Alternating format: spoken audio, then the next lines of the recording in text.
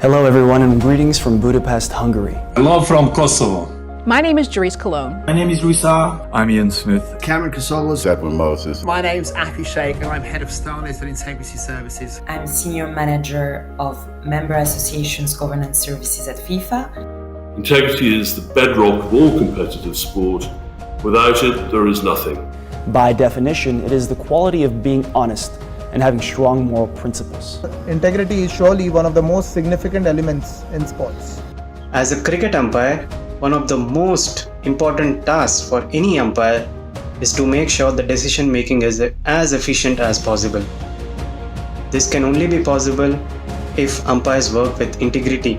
We are a member of SIGA, and not only because we believe in integrity in sports, but to the fact that we believe in coalitions and collective efforts to achieve change. We all know that sport is one of the most powerful things on the planet for bringing about societal change, and we all want to be part of that, and we want you to be part of it, and we absolutely all need to do it together. This is a task none of us can achieve on our own. It is one that all of us must achieve together. I believe that together we're stronger. Together, united, we can effect positive change by developing and promoting integrity principles and values. Organisations such as SIGA, who are there to make standards better and to uniform all the standards throughout the industry, are needed. We know that sport can change the world. Athletes can definitely help to spread good values against, I would say, racism, discrimination, all those things that you see. I think it's very important that organization, sponsors, all the main actors join together to create better ways, better network. ISST is proud to be associated with the SIGA movement. I am proud to partner with the Sport Integrity Global Alliance.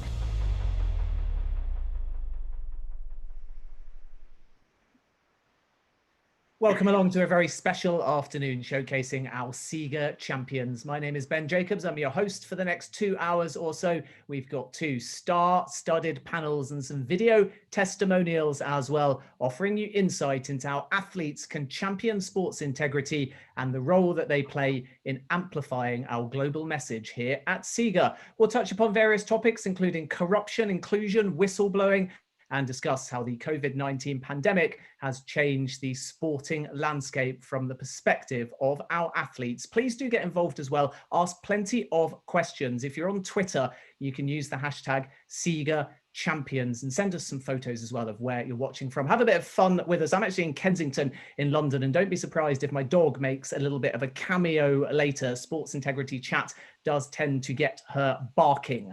But let's dive straight in, and we will hear first a welcome keynote from SIGA's CEO, Emmanuel Macedo de Medeiros. Hi, welcome to the SIGA Special Session, this one fully dedicated to the SIGA Champions. Men and women who you know well, men and women who on and off the sporting grounds around the world, representing so many different sports, give us reasons to believe in the unique power of sport. Champions who give us reason to believe that if we really want, if we work for it and respect the rules, we can meet the challenges and win. Because, ladies and gentlemen, as you have heard me say quite often, impossible is nothing. These are champions who give us reasons to believe that if we stick together and act as a team in moments like the one we are facing, confronted with the toughest crisis of our lives, we will get through. Confined at home, working in multiple shifts at the front line, sick or saving lives at the hospital, at the lab, at the supermarket, at the restaurant, cleaning our streets, delivering our supplies, on the wheel of an ambulance or a bus, or simply ensuring our safety, read my lips. We will prevail.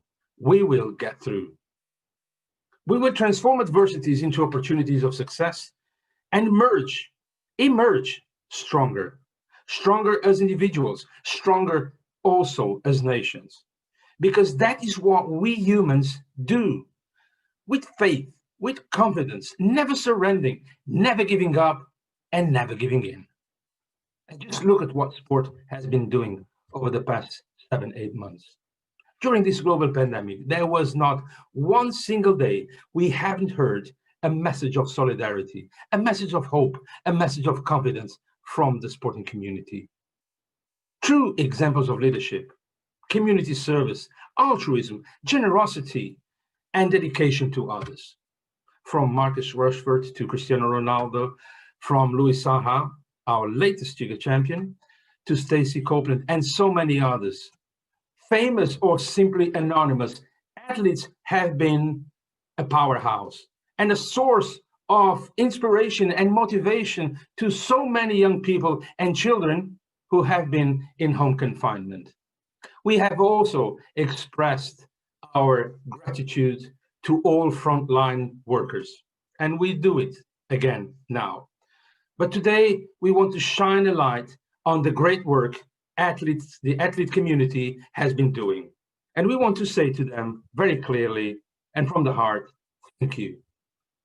And what fantastic lineup we have here today with the SIGA champions, ladies and gentlemen. To all of them goes also our recognition for teaming up with SIGA, for volunteering, for dedicating themselves to this noble cause, a cause that is ours, of all of us, and that is why each one of us is needed, because each one of us can truly make the difference. Yes, I do not ignore the elephant in the room.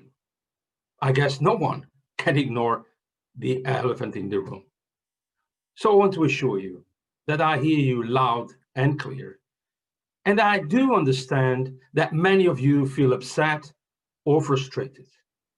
I want you to know that I do not blame you for being tired of old rhetorics and beaten soundbites by old mentalities. How can anyone seriously expect you to believe that without integrity, sport can operate miracles?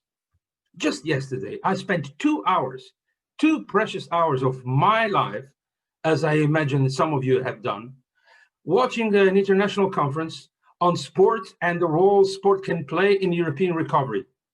And yet, not one single time the word sport integrity was mentioned. Can you understand that? And can you understand how anyone can expect sport to recover from this devastating global crisis if sport is deprived also from the same financial support that other sectors are receiving? Because when the European financial bazooka that was supposed to reach all the sporting community is not getting to all the recipients, there's something that must be wrong. Sport is not getting 1 cent in countries like mine, Portugal. And why is that? We must address it. But let me tell you very clearly that we must focus now on what is a key priority. Understanding that there's a lot to be done, but focusing on what really matters. And this is why I tell you, and I ask you, don't be a bystander. Be a champion and act like one. Be constructive, make your voice heard. Talk to others, take action, press for change, join us. Join SIGA. Be part of our global movement, a fantastic global movement that is growing spontaneously all over the world. Support our mission and help us to usher sport into a new era. A sport made not of scandal and cases, but of values and causes. Truly worthy of your trust, of your confidence, and of your passion. My name, you know it. It's Emmanuel Macedo de Medeiros. I am the global CEO of SIGA, and I count on you. I count on the champion that lives in you.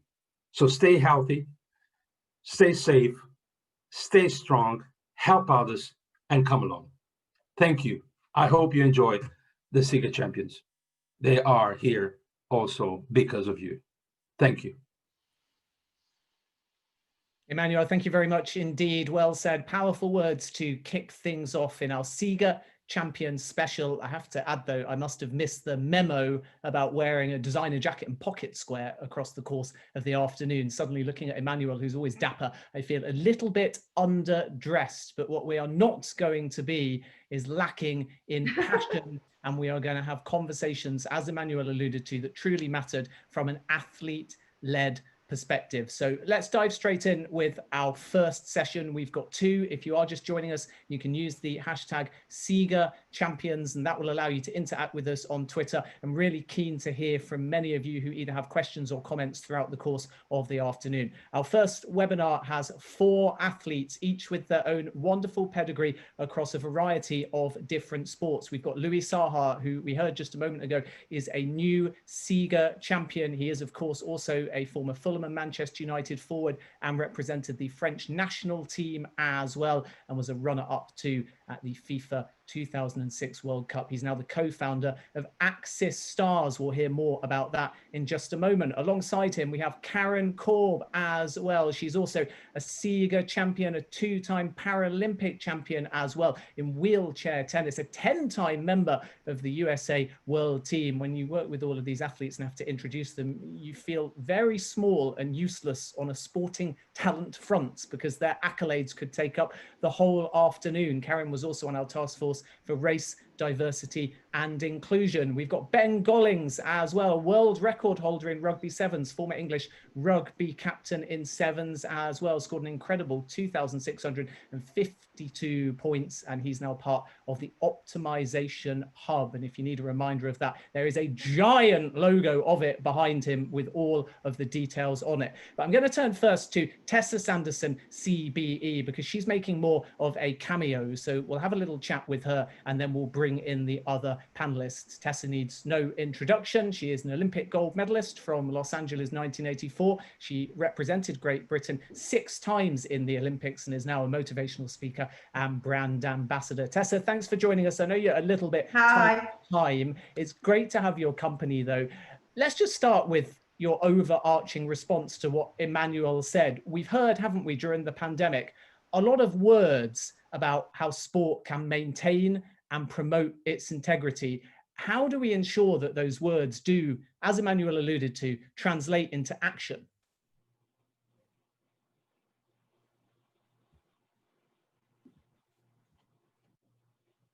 Tessa, your thoughts? I think Tessa has frozen, unfortunately. So let's see whether we can get her back. We hear a little bit of movement now. Tessa, just to check, I think your screen froze for a moment. You can hear us clearly. You're back with us? Yeah, I can hear you, but it just keeps cutting out. Everybody's just still. Lovely. Well, we can hear you. So let's just kick off. I think you probably heard the question, but I'll just repeat it in case. How can we turn words about integrity into action in sport? Well, for me, the thing is, I've always believed in, equality, opportunity, and fairness, and I really do think that with the integrity of the sport and different sport, I think. But when you look at athletes, I think with what's happening nowadays than the past, I think athletes just really need to speak out and not be afraid to speak out and just to say more or less about, especially fairness. If there is something which is happening, which you see, which is unfair equality, then, they should be in their right to really sort of voice themselves. And also making sure that the sport is kept very clean themselves, first of all, because one of the things that we've got to look at is that, like Emmanuel was saying, young people see their own sort of elite or icon athletes, and they would probably replicate a lot of the things they do. So with the integrity of the sport is to make sure that, we do keep a clean sport. We do have a voice that you can speak out about things and make sure that, you feel that the things are going the way they should be going, and that it does feel right. But one of the things that I do get concerned about is that the young people who look on people who are doing sport and call them their icons, and if they're doing something which is not, fair or right, or they see that it's doing something that is not doing the sport any good, they would try and follow. And that's one of the objectives that I do have.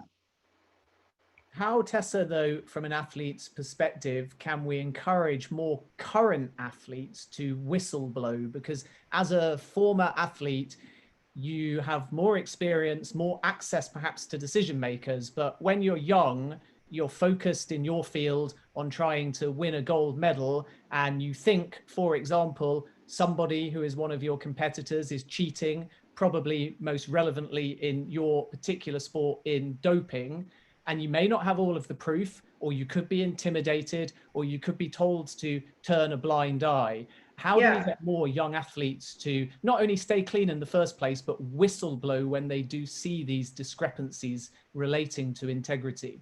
Well, it's all a bit of a learning, education, and also belief in your coach as well, because I had a coach who was absolutely superb, and he was totally against drugs, everything like that. And he just wanted to make sure that the opportunity was there. I trained hard. If I wasn't there at the time that he said, he'd phone and say, Tessa, where are you? Come down and train. He was speaking to me about sort of, things like, if you did take this, whatever it was, drugs or anything, that was bad for the sport. That winners don't come by taking drugs.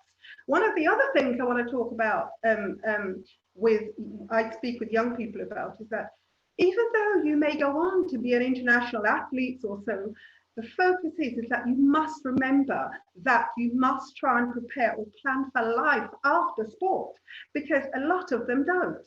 A lot of the young people are so hyped up about getting into sport, fantastic, and they want to do sport, they want to achieve and want to do well. But then you see when something happens, or if you've got to retire from sport really early, there's no plan. It's a tough situation, it's hard work. So the thing is, what I would encourage some of the young people to do is to make sure that you do have a plan. Education, big asset of it, comes into play. Don't just think that, okay, once I've got to an international level, all's going to be fantastic, because you must remember you're not in the arena for a lifetime. And after you finish that, something has got to be done. You've got to, maybe if you haven't earned your millions, like athletics, if you're not lucky enough to earn your millions, then you've got to have something to fall back on.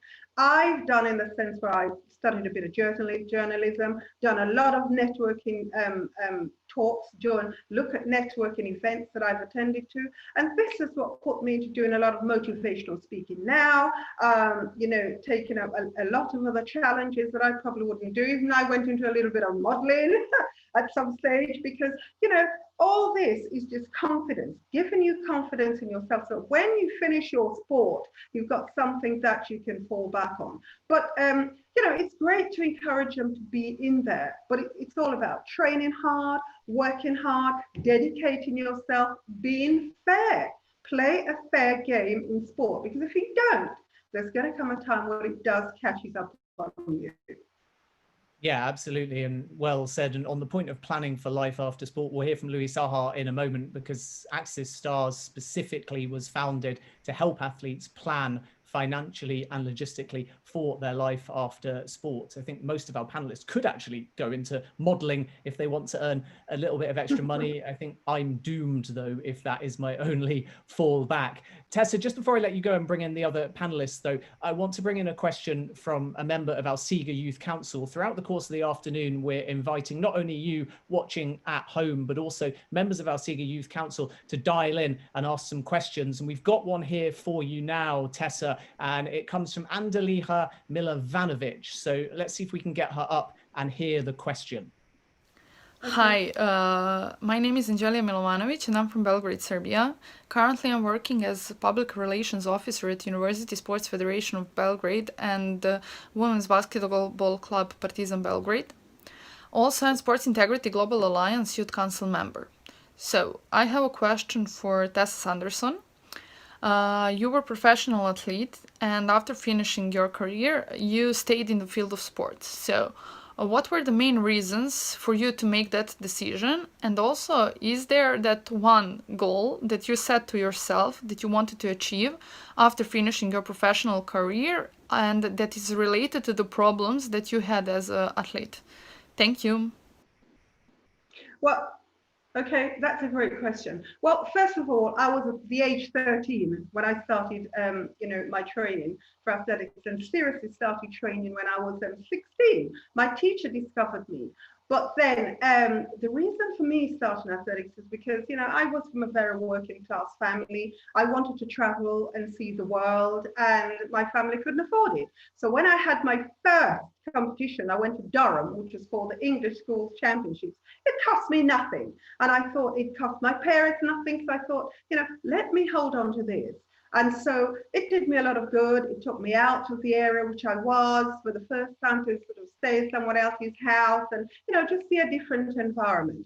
I was very much a sporty person. I love sport. My family wanted me, my mum and dad wanted to be a nurse.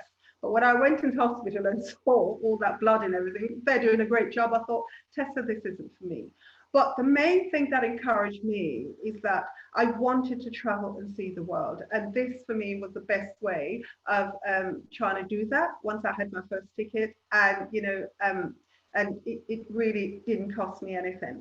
But I was glad that, you know, my teacher was behind me, because she was always instilling me, keep your education going, because you never know what might happen. As I was saying, you know, I got injured halfway through, well, you know, in 1981, and I was out of the sport for 2 years, and then came back in 1984 and won the Olympic Games then. But during that time, there was a lot of things that I had to face. I worked a 9 to 5 job, and I was lucky enough to have someone who was, you know, very sort of was good to me in order to let me have the time to go and train, put in the work that I needed to train whilst I was still working. So I was lucky to have an employee like that.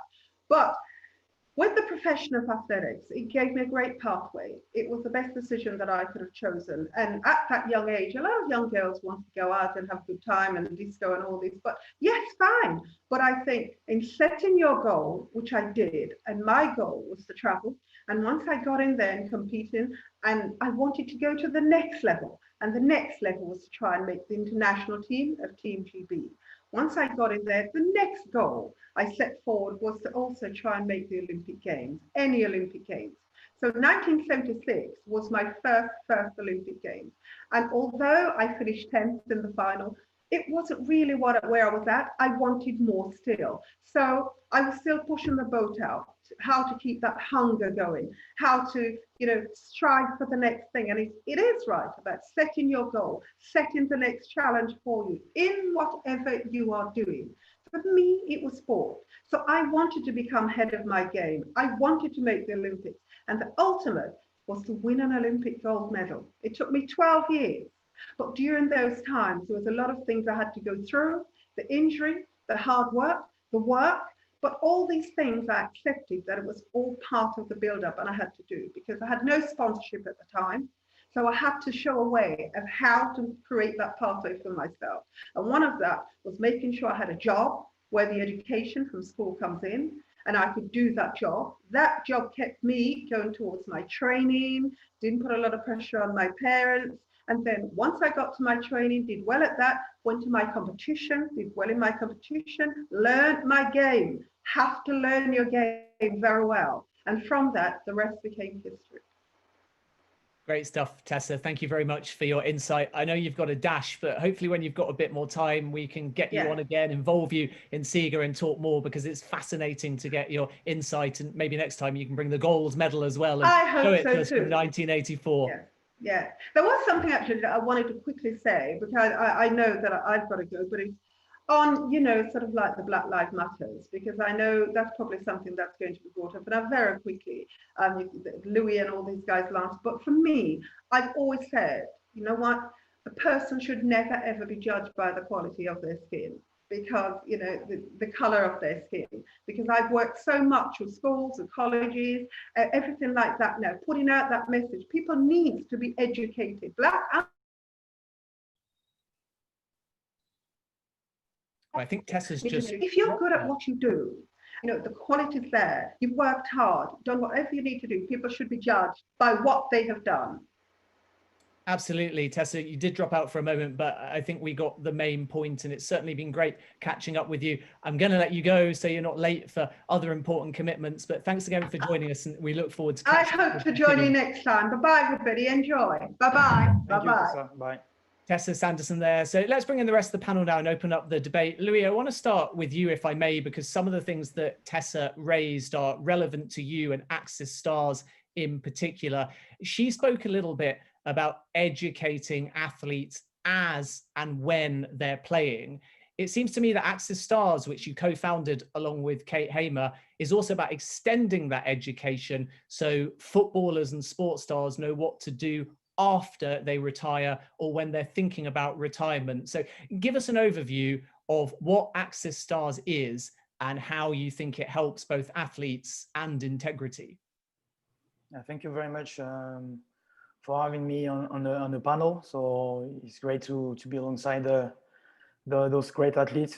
So what Axis Stars is trying to provide, it's a safe environment. So safe is, it's very important to build that confidence that we say, to build that integrity, and then having like people who can educate themselves or educate in a certain way.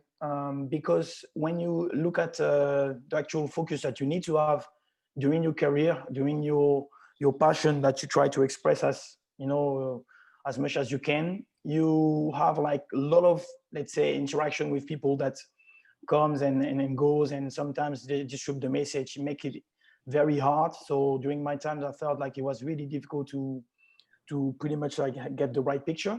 So Axis Stars is helping those guys to be facing only safe, let's say, secure and certified service providers, and as well like put the whole ecosystem of athletes and artists all together, so they can share their stories, they can share their actual experiences, good or bad.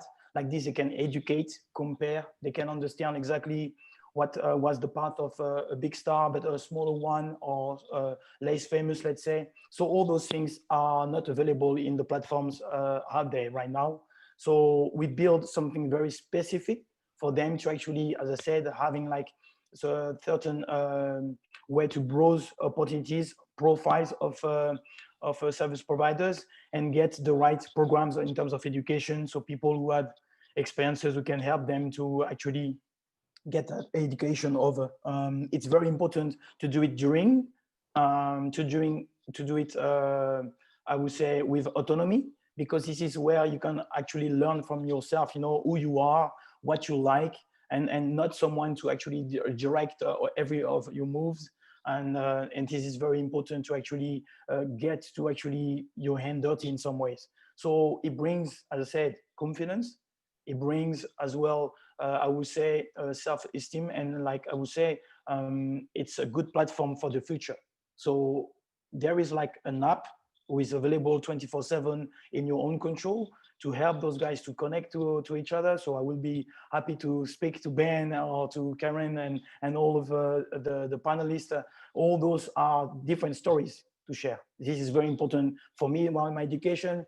I'm not a woman. I may understand the actual struggle of women. I may understand the struggle of a black guy or someone who is maybe in difficulty mentally. All those things are really important to share in a safe and secure environment, because sometimes it's really hard for us, let's say, to try to talk to each other or something like this and educate ourselves, because if there is a press who's taking care of those things, they get stories out and it's not right, you know. So try to educate in a safe environment is way more efficient, and it brings as well, in terms of being in an app or being in a secure environment, we can bring rules. So there is settings in some way where it's like ratings. So all the partners will be rated, all the stars will have like some kind of like ID of new standards. So we can really create a new quality of services in there. And this is, yes, very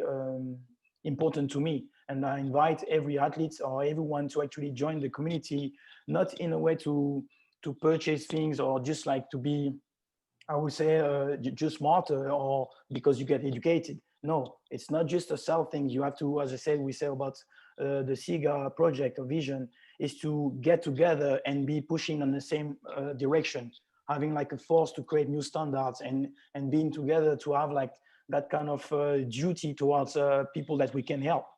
alone we can do stuff. It is for sure. Sport can help, but it can't do nothing individually. So this is what I think we create a vehicle, Axis Stars, who is able to maybe help on a bigger scale. Thanks for that summary, Louis. I'll come back to you in a moment. Lots to ask you, including about Black Lives Matter, which Tessa mentioned, and also Marcus Rashford and how he's changed the dynamic in terms of what an athlete can do whilst they are still playing. But let's bring in Karen next. A very good afternoon to you. Give me the perspective as regards gender diversity and inclusion, because you were on SIGA's task force specifically focusing on those issues. What conclusions were reached and how much progress are we making? And has that progress been amplified or hampered by the COVID-19 pandemic? Yeah, thank you so much, Ben, and thank you for this invitation to be on this very esteemed panel. And I'm going to look at my proverbial wristwatch to say I don't think we have enough time to even discuss all of that. But what I will comment on is that our task force has been diving into all of these topics, and we have made some headway. But what we do recognize is that we have so much work yet to do with respect to women. And, you know, I can't speak on behalf of all women. I am a white woman, very privileged, and I am a person who uses a wheelchair. Disability is not a monolith, and that is something that we are bringing forward actively. We are diverse, we are intersectional. There are so many different representations of disability in sports specific to women. I know that my own personal platform is to elevate disabled women who are participating in sport into leadership positions. And that is incredibly important to me and to the organization that I work with, that's Lakeshore Foundation, located in Birmingham, Alabama. SIGA is doing unique things. We have a youth council, which has also inspired our own organization to create a youth council. And just like she said, we have to build on what we have done as athletes and continue to move forward with these very large platforms and make these concepts digestible to people who may have never or cannot understand our experiences, just like Louise just said. And appreciate those comments was very much to bring in the disability perspective into these platforms, because, you know, it takes all of us to understand all of these differences, because if we don't have this level of empathy and compassion, how do we make steps or how do we create policies to move forward? You know, one of the biggest things right now that's happening specifically in our country and globally is the learning piece, and more specifically for white people, the unlearning. And it is our job to do this actively. And that's how we're going to move things forward. And it is really a privilege to be on the task force, because there's so much diversity represented. Our chair, Brian Lewis, has done an incredible job and keeps the Black Lives Matter movement forward with all aspects within sport. I could talk for days about this subject, so appreciate the introduction to it. Yeah, really interesting. Like you say, it could be a whole topic and panel in its own entity. And what we might do is come to you over the coming months and get a column specifically to clarify some of those thoughts. But I want to bring in Ben as well, who's been waiting very patiently. And we're obviously going to be talking with you about the optimization hub and specifically mental health. And as you can see behind you on the screen, that R word, resilience. Ben, I suppose one backhanded benefit, in inverted commas, of the pandemic is it's further taught us or emphasized the importance of mental fitness and how it should always be prioritized and put up there in the sporting world, at least, alongside physical fitness. Yeah, absolutely. It's something often I think we can all take for granted at times, and the physical is something often that's easier to be seen, and you can see the gains from it. But certainly, there's been a lot of awareness that has come about prior to the pandemic, and the pandemic's exploded it both in sport and in society in general. And the idea being is we really want to understand that it's not an illness. It's just we want to be working on that mental side of our lives and focusing ourselves.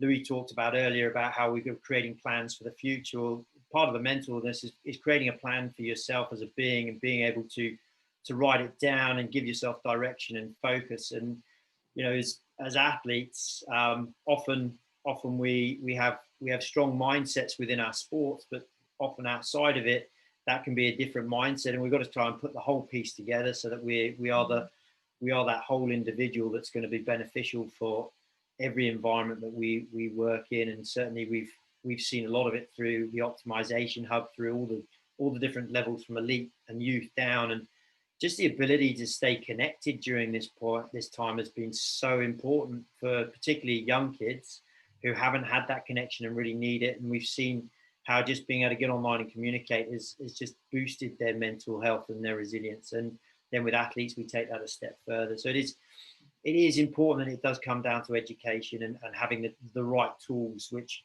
we do have, but it's highlighting them and being aware of it that's really supportive.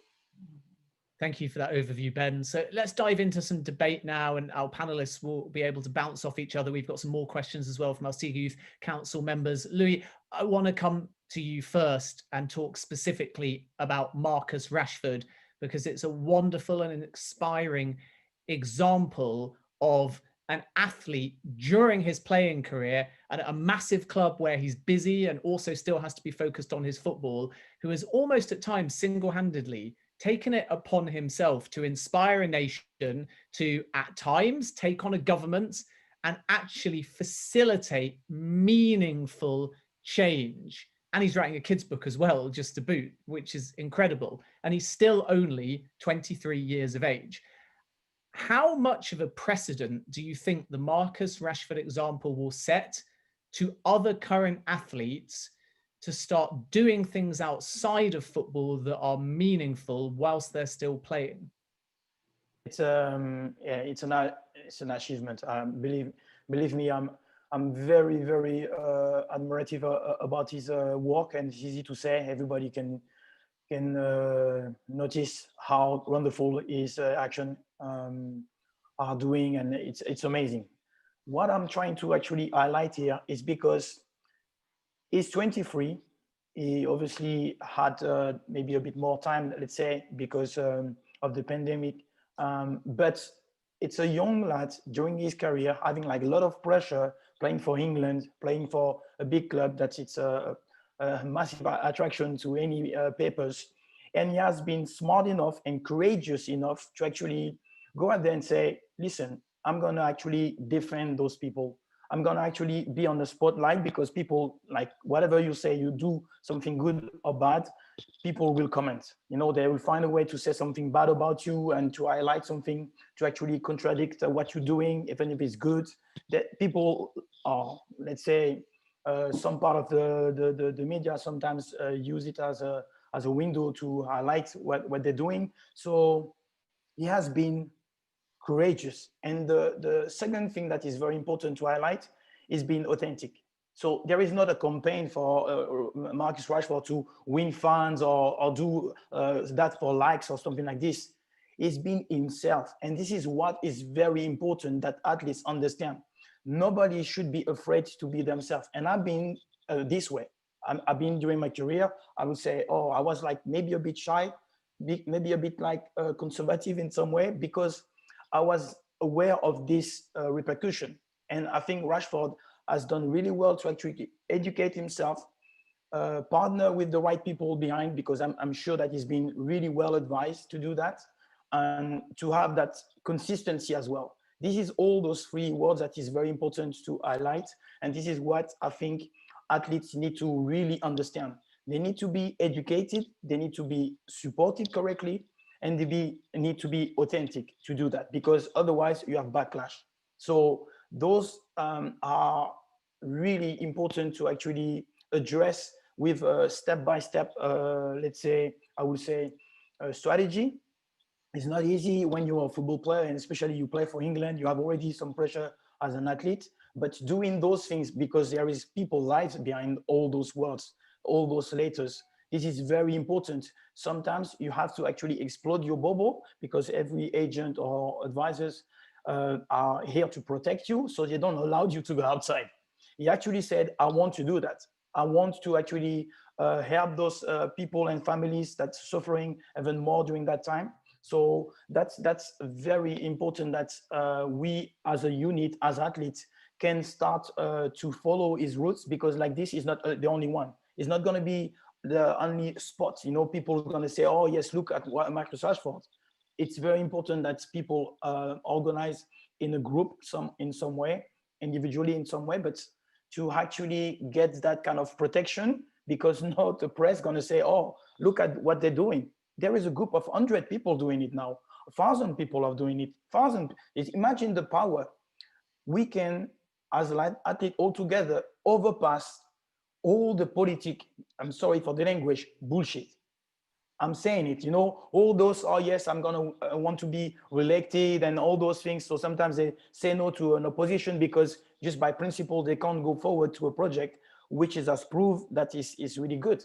So all those athletes have the power to, like I would say, be stronger than any politician if there is authenticity of the right causes. So I'm very, very fortunate that he actually highlight that on a bigger scale, because he's Rashford. He's not someone who is like, he's going to struggle. He's got 10 million followers or something like this. He's very helpful. Is it difficult though, Louis, to balance your own individual agenda, especially when you're trying to do something outside of football, with the club's own brand? I guess I'm wondering if when you were at Manchester United, you wanted to do something that was significant, but nothing to do with Manchester United, whether Sir Alex Ferguson and the Manchester United brand, even if it was a very positive move, might have at that time historically stepped in a bit more and said, no, stay within the club brand rather than break free as an individual. There is no such a thing in a way that you're going to be advised to not do this or not do that. I don't think so. It's obviously the main thing is in terms of brand protection.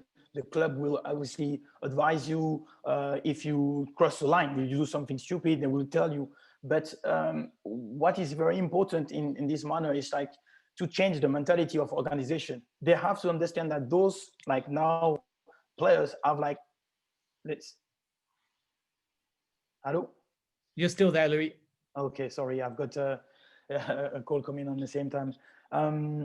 So there is like a very important situation where the actual organization need to really organize and understand that they need to change the mentality, because those players now have more followers, have more influence than the club. This is what's happening. So they really need to go along with this. And I think the example of Rashford again, they actually benefit from it. I'm sure there is like a lot of sponsors who want to affiliate themselves with the club or with Rashford because of what is done. So they have to have like an understanding of what is really how they're possible to actually support and do. And this is very important. The actual beings, this is what I'm going to say as well. I should advise to every sponsors or organization to not accept any deal from a commercial company that stop them to do good things in the world. Because whatever the aspect, I've seen something with Liverpool and Manchester being together. They are competitors on the field, but they've been together doing a campaign. I thought that was brilliant. This is what we need to see. Integrity is about leadership. Those guys need to do it. Yeah, absolutely, Louis. Let's bring in Ben, either on Marcus Rashford or more broadly translate that example into the world of rugby. How can we ensure that current athletes are not only promoting integrity in a positive light, but utilizing their own platforms like Rashford has done in a way that sends not just a positive message, but encourages other people like a domino effect to follow suit? So it's one thing Rashford ensuring he wins a battle against the government and gets a free school meals program, but at the same time he's improving people's mental health as well, because they're not hungry, so they're not as down, so they've got hope from an idol. So everybody is not just fed but mentally healthier at the same time. And for me anyway, that's what makes it so incredible. But I'd love to know your thoughts.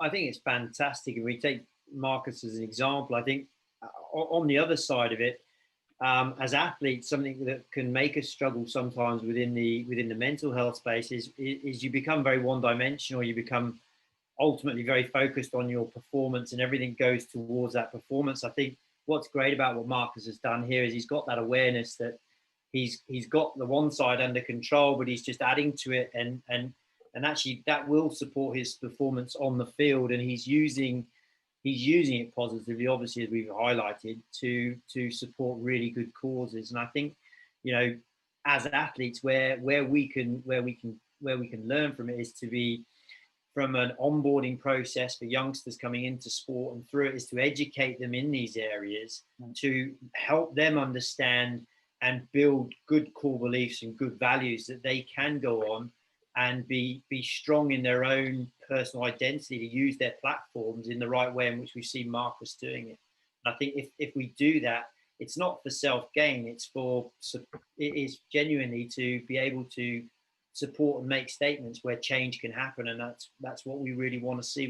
You know, there's a lot going on in the world, and if you can make 2 or 3 people happier than you in a day, you've done something great. And I think someone like Marcus's examples highlighted here, and there's you know, in rugby, in my sport, there's a lot of people championing now the mental health space by telling their story and being aware, but then showing how they've educated themselves on how actually misguided they've got themselves, but now they've got themselves on track, and they're making a difference for everybody else. So I think utilizing these platforms, and social media is, you know, obviously a huge platform now, in the right way is such a positive exposure for us as athletes. So we're at half time. Make sure that you get involved. SIGA Champions is the hashtag if you have any questions for us. And we've also got on hand from all around the world a series of our SIGA Youth Council global members who are dialing in and asking questions. So at the halfway point of our first panel, I'm going to go to Germany now and bring in the vice chair of the SIGA Youth Council, who is Anton Kliszewski. And Anton has a question for you, Karin. Let's have a listen. Hi, my name is Anton Kliszewski. I'm from Germany, and I'm currently conducting freelance work in the fields of sport, human rights, and sustainability. Apart from that, I'm also the vice chair of the SIGA Youth Council. I have one specific question to one of your panelists, Karin Korb. She is currently in a role at the International Tennis Federation's Athletes Advisory Council. And in this regard, I wanted to ask, what kind of requests do you get on a daily basis? And are they anonymous? Are they even confidential? This would really interest me. Thank you very much in advance. Anton, danke schön für deine gute Frage. Und ich beantworte die Frage jetzt. So I just say thank you for your lovely question. I'm going to answer that question right now. Yes, I am on the International Tennis Federation's Player Council, and it is comprised of a diverse group of athletes that are active and that are retired. And I was voted on this council a few years back, and we literally get questions daily. Our chair is Ben Weeks in Australia, and Lucy Schuker is our vice chair, and she's in GB. And it is a very active process. Currently, we're having discussions about tournaments. You know, all of our athletes, irrespective of the sport that you're in, all of our athletes, they want to return to competition in some way. And that is almost impossible to do with this global pandemic happening, with travel restrictions and point allocations. Everyone wants to qualify on the high performance end, on the Paralympic side, for competition to participate in the Tokyo Games. And so in order to qualify for the Tokyo Games, you have to play tournaments. And what does that look like right now? So to answer the question, we get questions on a daily basis. We meet as a group. Currently, we're meeting as a group literally twice a month and more so on WhatsApp and multiple conversations. So we're trying to address the athlete concerns as they come to us. And again, it's global. We've got travel restrictions, we've got competition restrictions. There's just so much going on from the tennis front specifically, and we're trying to address that as adequately as we can with limited resources and different time zones as we're all working in, and we're trying to be as proactive in this process as possible. I know that in our national federation, the United States Tennis Association, they have plans on holding the Masters tournament down in Orlando, and there's just a lot of discussion, but it is a transparent discussion. And just to echo what Luis was talking about and what Ben was talking about, the big questions are, who are you as an athlete at your core? When your physicality has been taken, or you cannot compete, or you're not driving your Tesla, or what do you actually represent? And so echoing what Ben's comments were, literally, establishing the values, who you are as a person without all the stuff. Who are you? And then how do you build upon your life and your identity, and then step into your athlete responsibilities and athlete arena? It's so critically important for all of us, especially now. So thank you again. Dankeschön für die Frage. Yeah, great question. For that, we might get some French in a minute as well, because I'm going to go to France and we've got a question coming in for Louis in just a moment. But Karen, very briefly, I want to talk to you about your time in gymnastics, because I think what we've done in this opening 20 minutes is touched upon Marcus Rashford and campaigning, education of athletes before they're in the sport, when they're in the sport, and after they're in the sport. But what we haven't focused on is protection. And unfortunately, we've seen in gymnastics specifically a number of cases. The one that got the most press was Larry Nassar's case in the United States, about when athletes are sexually abused and bullied. From your own time in athletics, did you see any warning signs, and what kind of progress protecting an athlete do you think we're making? Yeah, thank you, Ben, for the question. I see warning signs all the time, even as a 53-year-old retired athlete who's very active in committee work and boards, dismantling these existing systems. And I think that's the key phrase. We are in the theme of dismantling systems that have been historically created to suppress, oppress, and discriminate against multiple different identifiers. And so we're tracking that all the time. Here in the United States, we have US Safe Sport, and that's with Juris Colon's leadership, we have made incredible strides, not just in gymnastics, but in all sports. What happened on the gymnastics front, devastating, absolutely devastating for years to come. Do we see signs? Absolutely. As a woman, I see signs every day. What is our responsibility in this space? So I can address, we recently in the United States passed legislation as a bill S2330, and that was a congressional bill that was just signed into law that is literally establishing a commission. The title is Empowering Olympic, Paralympic, and Amateur Athletes Act of 2020, which is establishing safeguards to protect amateur athletes from abuse, including sexual abuse by coaches and employees in the United States Olympic and Paralympic sports. And they have, or are currently developing a commission. And I'm very pleased that that commission will not only have Olympic athletes, but it will also be comprised of Paralympic athletes. So our voice as disabled athletes will be actively represented in these very important processes going forward. So again, dismantling existing historic, antiquated frameworks is at the forefront of these conversations, because we must protect our people.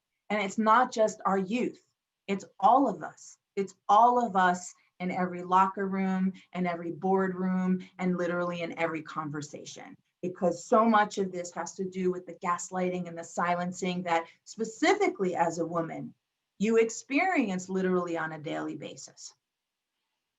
Karen, thank you for that fascinating stuff. Sweet allons en France. Let's go to France next, as promised. Sorry, my French is rubbish, but I hope that made some kind of sense. We can hear now from another SIGA Youth Council member, Max Patrick Fomejou, who has a question for Louis Saha. Hi, I am Max Patrick Fomejou. I'm from Cameroon, and I am a former assistant category manager for the Japanese brand Mizuno. My two favorite players when I was young were these two guys behind me, Eto'o and Ronaldinho. Why? Because it was just so wonderful to see them play together for the FC Barcelona at that time. My question will be for Luisa. concerning the Black Lives Matter movement. I saw in the US that Black players decided to create a coalition for change. Do you think it could be the same in Europe with Black players from all over the world creating a coalition for active and real change in all the leagues in Europe? Thank you very much. Thank you very much for the question. I think that it's a very good example what happened in the US. Obviously, waited such a dramatic events for people to actually come together, put so much pressure on not only the politic, but as well on companies. So like you have seen some big shops or big brands had to change a lot in terms of their recruitment, in terms of whatever they were doing in terms of campaigns, which is great. It has to be done on a worldwide scale, and this organization, it's a campaign in terms of marketing that need to really have a vehicle. For what? For organization, education. You need to have the right people in there to actually address the message correctly, because there is so misunderstanding. Those Black Lives Matters campaign could be in some way interpreted, saying some people are gonna say it's violent, some people are gonna say it's this, is that. You need to have the right narrative to actually counter that. You have to make sure that people who are at the front fruit of these things are educated, are able to actually communicate correctly, and this needs to be organized, because as well as like fighting against time, you need to have like a proper campaign. It's like a marketing campaign that makes sense, you know. It's like if you want to actually, you said about dismantling organization, you really need to have like a proper strategy. And I think this movement should be just a foundation, and you just need to go on and on and on, and not only for Black people, but after for other people who has been suffering from discrimination over the years. So this is really important for me as my community, that we need to educate ourselves, because let's say 7 or 8 months ago, I was unaware of the history of like many stuff. I was like maybe living in my bubble in somewhere, and it was really helpful that some other players like Quinton Fortune or Rio Ferdinand or other players that I know and I trust actually helped me to understand what happened, what is going to happen next. And this need to be done on a very private way, on a bigger scale. It's going to be public, but it's going to be organized. So I will always advise everybody to come together to actually educate ourselves, because history need to be changed by having like a proper education. Louis, we'd be remiss if we don't touch a little further on Black Lives Matter. Before I turn to Ben, we've got a question for you as well. How do you think the movement has benefited football? Now, of course, we're seeing players in the men and women's game globally kneeling like Colin Kaepernick did in American football before matches. What message does that send? And as an athlete, what's your advice to those on the field in the moment that do suffer racial abuse? I know there's FIFA and league protocol about reporting it. I know there's lots of advice out there as to how to follow it, but what's your take? Would you walk off? Would you tell the official? Would you say nothing until after the game? What do you think personally, as opposed to what the rules say, is the best approach?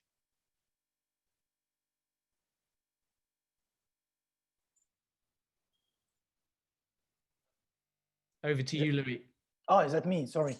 I thought it was Ben. Okay. I just like think that in those positions, when you have like a situation that comes from a very, I would say, authentic moment, it's like you cut like at the moment. You have your own reaction. You are a human being. You could be like walking off. It's your decision. You have to explain then why.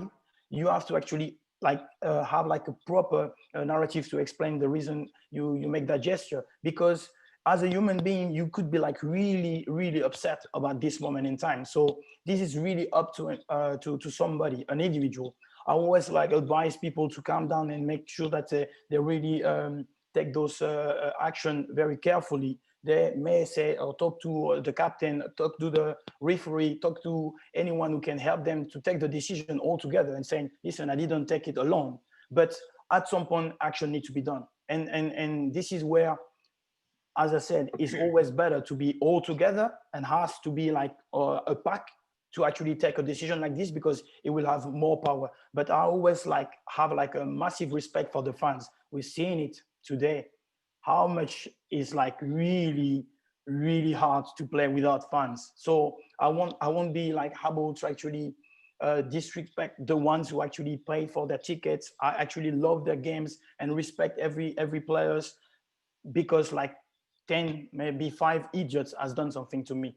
I will always look at pragmatic way to actually solve these things, but this is personal. Some has done totally different reaction, but I respect, because it's not easy. It's very personal. It's like you insult my mother or my race, I will snap and have my right to actually have a certain kind of reaction, irrational reaction. People may not understand. I don't really care. It's just I will explain, because it's up to me. I will think that I always advise people to actually really be careful about it, but it's really very difficult. What I'm gonna actually ask then is the clubs to protect me, is to have a sanction to be done, but a proper one, not £1,000 for a club or an organization. That doesn't work, doesn't add up. It needs to be big enough for people to realize that they have no place for it. There is no ground for such things, no more. Yeah, maybe back in the days they accept, but now it's done. We have not accepting those things anymore. And this is what organizations need to really know. They can't say, that's why we heard, I heard our French president of federation have said that always gonna be this way or something like this, like accepting the statu quo, it's it's normal, it's okay, or it's not that strong in sport. Doesn't matter. You have to fight it as much as anybody else, because your people can see it 1,000,000 times more than anybody on a job, because it's very hidden. But on the field where everybody is watching TV, this is very impactful.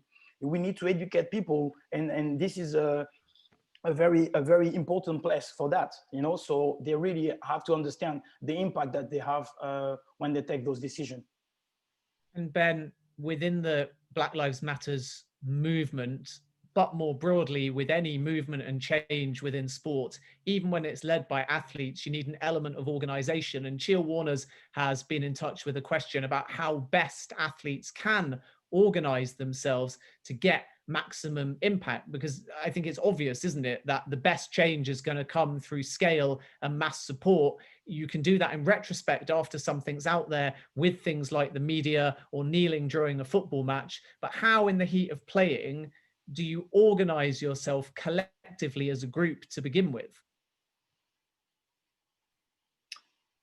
Yeah, I mean, in the heat of playing, again, it comes back down to you as a group. I think one thing that really highlights within a group is the culture within your team, which is really important. And if the culture within the team is solid in terms of where the integrity sits and where everybody's understood, then it's the team coming together and buying into that culture and allowing it not to happen. And if it's in the heat of the battle, that's when it comes to the fore, and everybody can get around each other and support each other in the regards to not allowing it to have an effect. And that if you're in the middle of a game, that you can park it, but you've got the support of your teammates, and that you can finish a game, and then everybody there can deal with it post the game with the support of each other. And it's about individuals being able to be strengthened by the team and the community and the culture that they have around them in that aspect. Yeah, totally agree. Yeah, Louis, I think that we're seeing, aren't we, in football in particular, a little bit more of a movement towards logistical organization. Emil Heskey and Stilian Petrov have started a players organization. At FIFPro, there's the Global Player Council. There's already within England existing organizations like the PFA. How, therefore, when you then add Axis Stars and other independent ventures, do you balance all the different voices and all the different organizations, some new, some old, some official, some unofficial? Each of them, when you look at what they stand for, seems positive in terms of promoting integrity, but it does create a lot of competing voices, doesn't it? Yeah, it does. I think that's it's a good point. The main, like, let's say the main things about it is like it's a voice, and where those voices are going to actually have a nice impact, this is the main thing. I will always think that towards the message that we have, it's control, it's like it's educated, and it have to be consistent. Again, this is what I'm thinking all the times. I'm not saying like I look at the competition and I'm gonna actually like try to stop the message or something like this, because that's not what I want to do. My vision is clear. I want to actually get my experience. I started a project like it's 6 years now. So we have like really a very good understanding of exactly what we want. And anyone who could help, we're gonna partner, because this is the actual name of the game, is like saying integrity. If you say integrity, we have to actually be a collective. It's like we collect ideas, we help each other, we try to partner with each other. And this is what I think is being not done correctly over the years. All those like big groups who have like gained power, they don't work with anybody else. They do exclusivity deals. They make sure that they get, get funded in a certain way, and they get complacent. You know, they're happy with their roles. They're happy with what they do. They actually deliver some information, and they say, oh, now it's up to the players to actually understand. No, it doesn't work this way. You have to go along with a technology. You have to go along with maybe challenges that comes from not in your camp, because, oh, actually it brings something that I didn't thought about. And this is how we're gonna go forward. In our camp, I could have like something wrong. We could have something wrong, but it's the same motion, the dynamic. And this is what is important. I think all those, the player for player or whoever are coming with ideas, it's very welcome. We've got a few minutes left, and I'm going to get your closing thoughts in a moment. We've had other questions from our SIGA Youth Council members, and what we'll do is put them to our panelists off air and provide you with answers over the coming weeks. But Karen, I want to focus specifically on integrity within disability sports, because I've always felt like there's a big market in Paralympic sport for wrongdoing that's not necessarily being as addressed as in other sports. One of the reasons is because with any emerging sport, as it develops onto the main stage, of course, it's susceptible to things like match fixing and bribery. And then Paralympic athletes obviously go through various testings as well to get their classifications and their scorings before they play in a Paralympic game. And there's ways, so I'm told anyway, of orchestrating that testing to get the best possible handicap, which is also a way of almost doping using the classifications within Paralympic sport. Do you agree with some of what I've just said? And does more need to be done to clamp down on a lack of integrity specifically within Paralympic sport? Yeah, unequivocally, the answer is yes. I wouldn't even necessarily say more has to be done. What's happening right now has to be done consistently. And it has to be done sustainably. There has to be the continuum of a strategic plan that implements sanctions when infractions happen. As an athlete, you know, when you're thinking about your own personal identity or integrity, going back to what Luis and Ben talked about earlier is, again, what are your personal values? What are you thinking about sports? What are you thinking about your life? You're more than just an athlete when you're on the proverbial field of play. The IPC, the International Paralympic Committee, is doing a tremendous job creating research paradigms to figure out where are the gaps, where can we do better? And all of the national governing organizations around sport are going to follow suit according to the IOC, the International Olympic Committee, and the IPC. our international frameworks, do they need work? Absolutely. But when we're looking at in a global framework, there are so many countries that don't even have representation.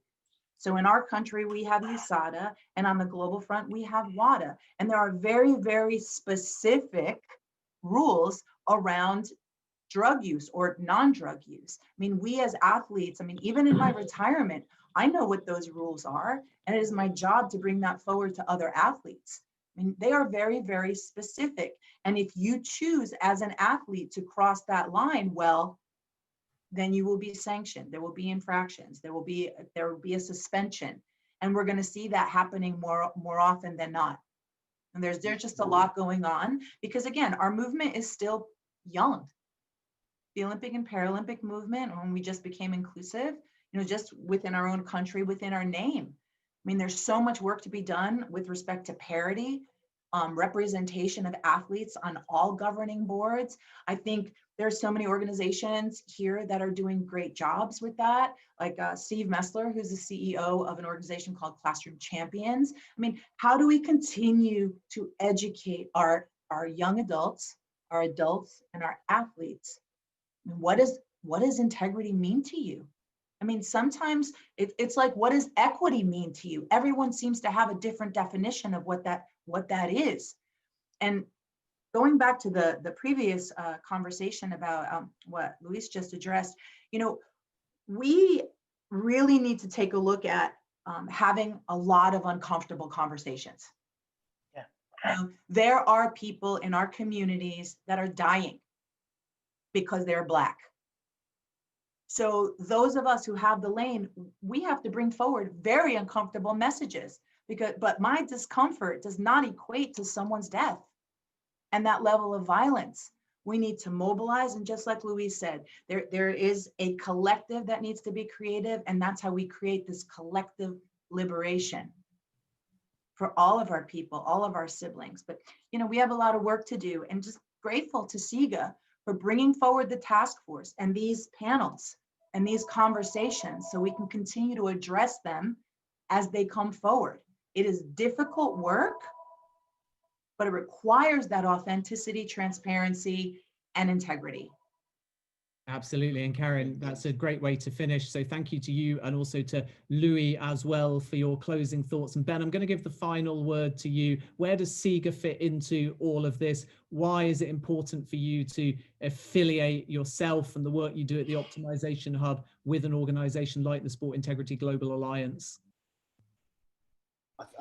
In a nutshell, for everything that has been said, it is the collective, and it's the bringing together of like-minded people, and it's created a fantastic platform in which we can be a part of and support in this movement with integrity, and making sure that sport really does uphold the integrity and become a really positive influencer in society, in the communities. And no bigger time than now, when we start to hopefully come out the back of a pandemic like we are, that we can really use it as a positive way of bringing people back together and building it off of those values and integrity. So I think what SIGA is doing is fantastic, and it's brought together some really powerful people that we want to align ourselves with to be able to support that message. Great stuff, Ben. Thank you very much indeed. And again, to Louis, check out Axis Stars, to Karen and to Tessa from earlier. We could continue this all day, but that is the end of our first panel. Thank you for your questions, and to our SIGA youth members as well for getting involved. I'll read out some comments a little bit later, but we'll move swiftly on in just a moment to our second webinar. I'll introduce the panelists in just a moment, but as we take half time on the day at large here for our SIGA Champions special, we're going to hear some messages from those who couldn't be with us. We'll get the perspective of MotoGP through Miguel Oliveira. We will also hear from Rosa Motta as well, a gold medalist at Seoul 1988. And the Real Madrid and Spain legend Emilio Butragueño is also part of our next segment. Here are three special messages for you to have a listen to whilst you grab a cup of tea, and we'll be back in about 5 minutes with our second panel.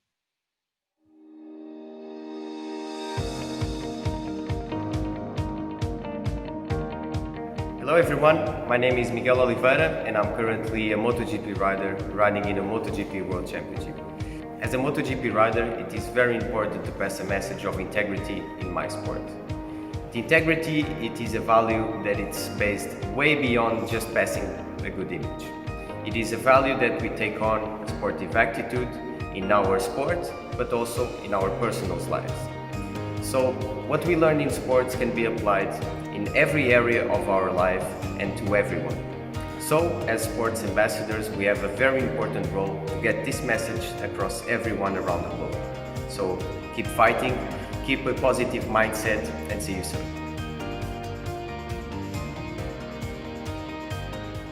Olá, eu sou a Rosa Mota e sou embaixadora da SIGA. Os valores que desde cedo o desporto me transmitiu enfrentam hoje uma forte ameaça global e exigem uma ação firme no combate à corrupção que destrói a sua integridade. É urgente que todos os que lutam por um desporto limpo se unam à SIGA e ergam a sua voz pela integridade no desporto.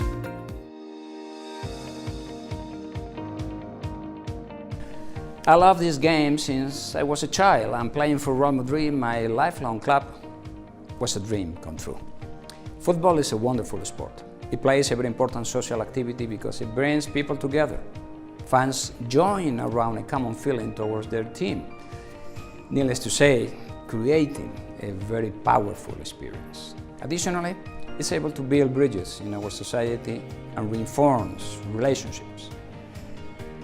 Football is a unique source of inspiration and a profound learning experience based on specific values. Values determine our life and shape our personality. As a Real Madrid football player, I learned some of them that have helped me tremendously ever since. Values such as respect, teamwork, and a never say die attitude are deeply present in my daily life and are very important for me. We all agree that the sport can change many people's lives. We have a wonderful example with the Real Madrid Foundation. It carries out social sport projects to help those who are in need, mainly boys and girls at risk of exclusion. We are present in more than 100 countries with more than 1,000 social sport projects, and 100,000 people take part in our activities. We use football and basketball as a marvelous tools of education, integration, and cooperation. Solidarity is essential, and much more so in these difficult times we are going through. Many people have passed away because of the pandemic, and we would like to pay tribute to all of them. At the same time, a lot of families are struggling, and we like to send them our support. And of course, we must express our heartfelt gratitude to those who have been fighting the pandemic since the very first day, even at risk of their lives. We are deeply grateful to all of them. Real Madrid is fully aware of our role in society. As soon as the pandemic broke out, we started to team up with the political and health authorities. The Santiago Bernabéu Stadium was used as a storage and sanitary distribution hub, and the Real Madrid Foundation intensified its activities to help people. We tried to put all our resources in the service of the people. We are facing an unprecedented situation. We are entirely convinced that the best way to fight the pandemic is through our actions. We must apply our responsibility and prudence in the hope that together we will overcome these challenging times. Thank you very much.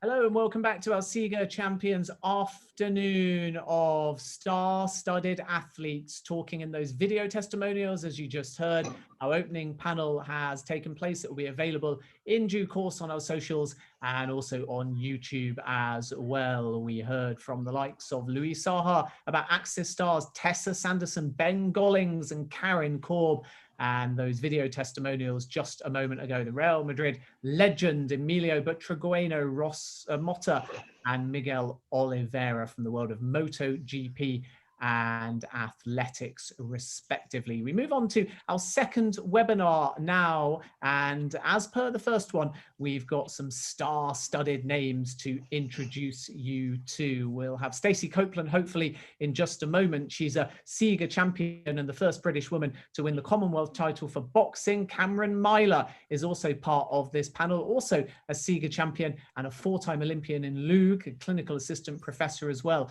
at New York University's Tisch Institute for Global Sport, and also an arbitrator at the Court of Arbitration for Sport. That is quite an impressive CV. And we have Florence Williams, the Wasps ladies fly half, playing in the Allianz Premier 15s. She's scored over 150 points at Wasps. And to complete the panel, we can also introduce Oda Fullerton-Dilu. Hopefully I've got the surname somewhere near accurate and haven't butchered. She is a FIFA Women's World Cup 2019 player for South Africa. Oda, let me turn to you first and say a very good afternoon, and you can clarify, no doubt, the correct pronunciation of the surname. Score me out of 10. It was very close. I would say 7. Okay, 7 is respectable. It's not too embarrassing, is it?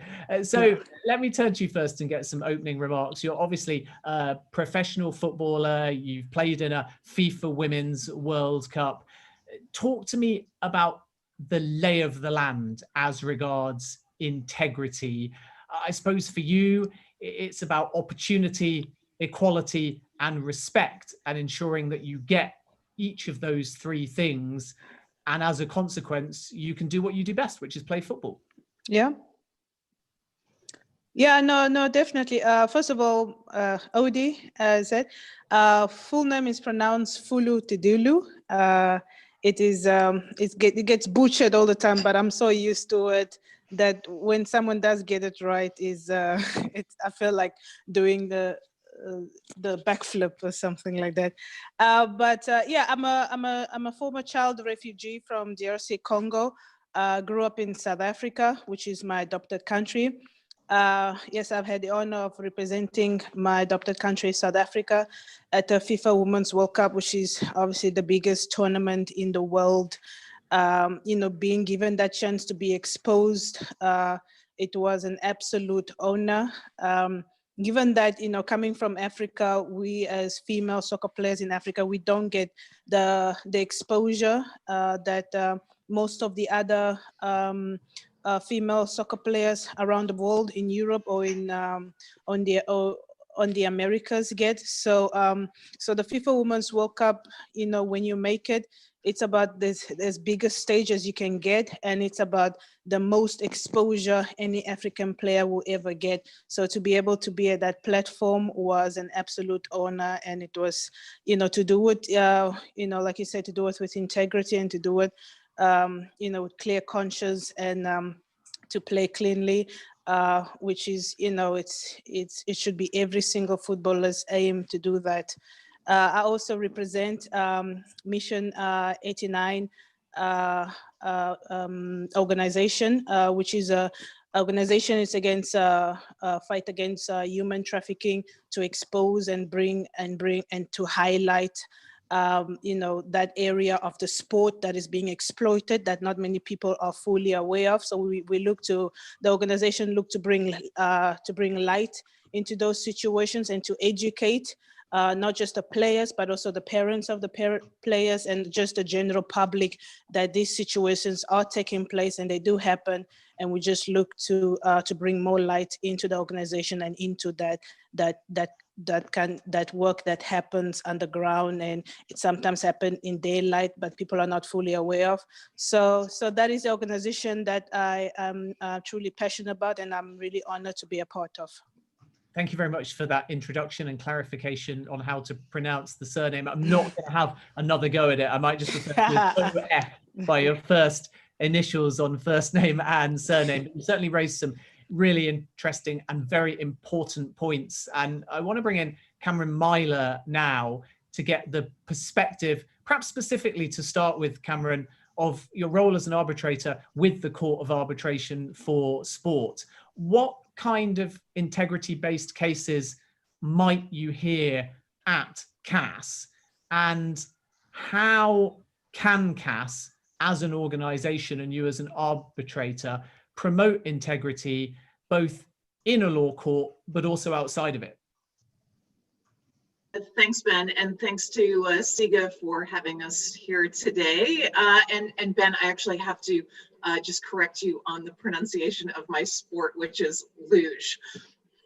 So on that note, so at the Court of Arbitration for Sport, CAS hears a variety of cases, including doping, eligibility, a lot of commercial cases related to football.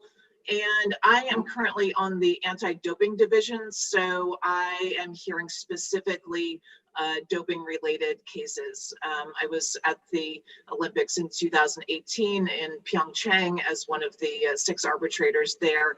And there were about 3,000 tests conducted in South Korea, and only 5 positive tests. So I heard one of those, and I'll point out though, with the 5 positive tests, 2 of those were by Olympic athletes from Russia, and as we know, Russia as a country was not participating in the Olympics, not allowed to participate in the Olympics in Pyeongchang. So as an arbitrator, my role is to be neutral, to hear all of the facts, and with my other arbitrators, if there are 3 on a panel, to make a decision that is consistent with the rules and the facts that we've heard. I'm going to speak maybe a little more broadly. I think as an athlete, I think we all have an opportunity with our platforms, whether we competed in the FIFA World Cup, amazing, or at the Olympic Games, or in any other competition. I think we all have a platform to use to do some good in the world, and some of that may come from participation in the governance of our respective sports organizations. So one thing I did when I was an athlete was to serve on the Athletes Advisory Council of the U.S. Olympic and Paralympic Committee, and I was also on the board of directors. So as I think it's really important as an athlete to be actively involved to the extent that you can, because the athlete voice is really important and of course central to decisions that organizations should be making. So I think it's and not every athlete will do it necessarily, but I think we all have an opportunity to make significant and positive change in our respective organizations. Thank you for that overview. Fascinating as well. So much that we could pick up upon, but I want to bring Flo in as well. That one, easy to pronounce, impossible to butcher, even if you go with the full name of Florence. You're playing for Wasps. Now, in rugby, we have seen scandal in the men's game. We all know about Bloodgate. We all know about the relegation of Saracens. How do you think as a player, whilst you're still playing, you can promote integrity and when necessary, whistleblow? Firstly, it's actually a silent F on the, no, I'm joking. With integrity as a player, it's like standing up for what you believe in and not being afraid to put your hand up when you need to. And I think as female athletes, we actually are very good at that, because we're constantly asking for integrity from our governing bodies and from society. So to not show it ourselves is kind of shooting at ourselves in the foot.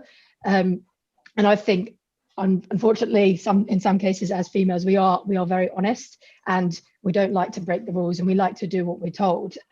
So generally this does come across in our sport, and I think the win at all costs nature in the men's game, which does lead to bending the rules and trying to get things done without it being seen, isn't necessarily at the highest pressure and the highest levels in the women's game. So integrity is not impacted by we need to win, we're going to do it by breaking the rules. So I think integrity from a cheating, rule breaking point of view in women's sport, it's not quite comparable to the men's game at this point. Is it difficult for you though, because the team comes first, if you see somebody bending the rules, or of course, if we're not even talking about cheating, we're talking about insults, bullying, a lack of gender equality, racism.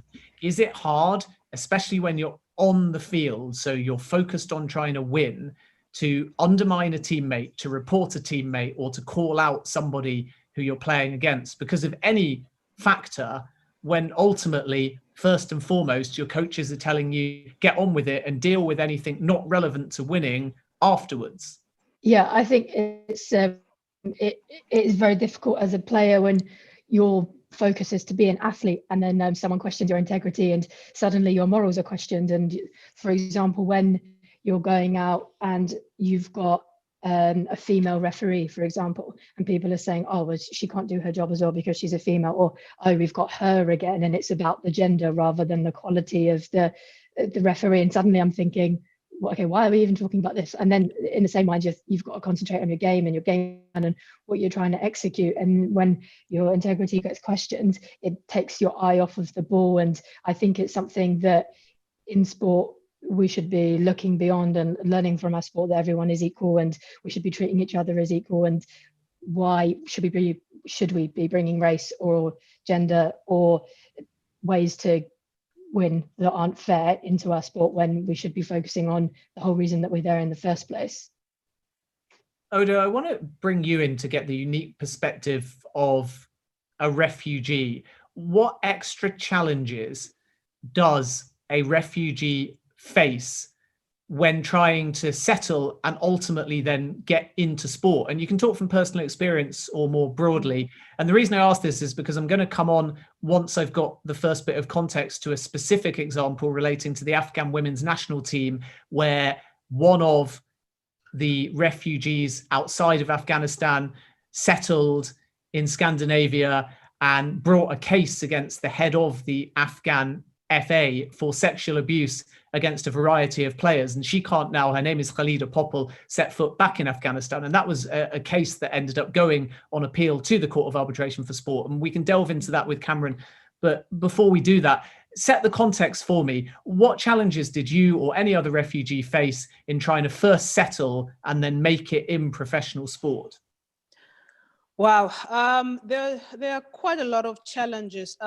My biggest one, just before going professional, just trying to play like a normal league game in South Africa. My biggest challenges growing up was my paperwork being accepted as legitimate paperwork to be able to play legitimately just a local game. I had refugee paperwork that had to be renewed every 3 months.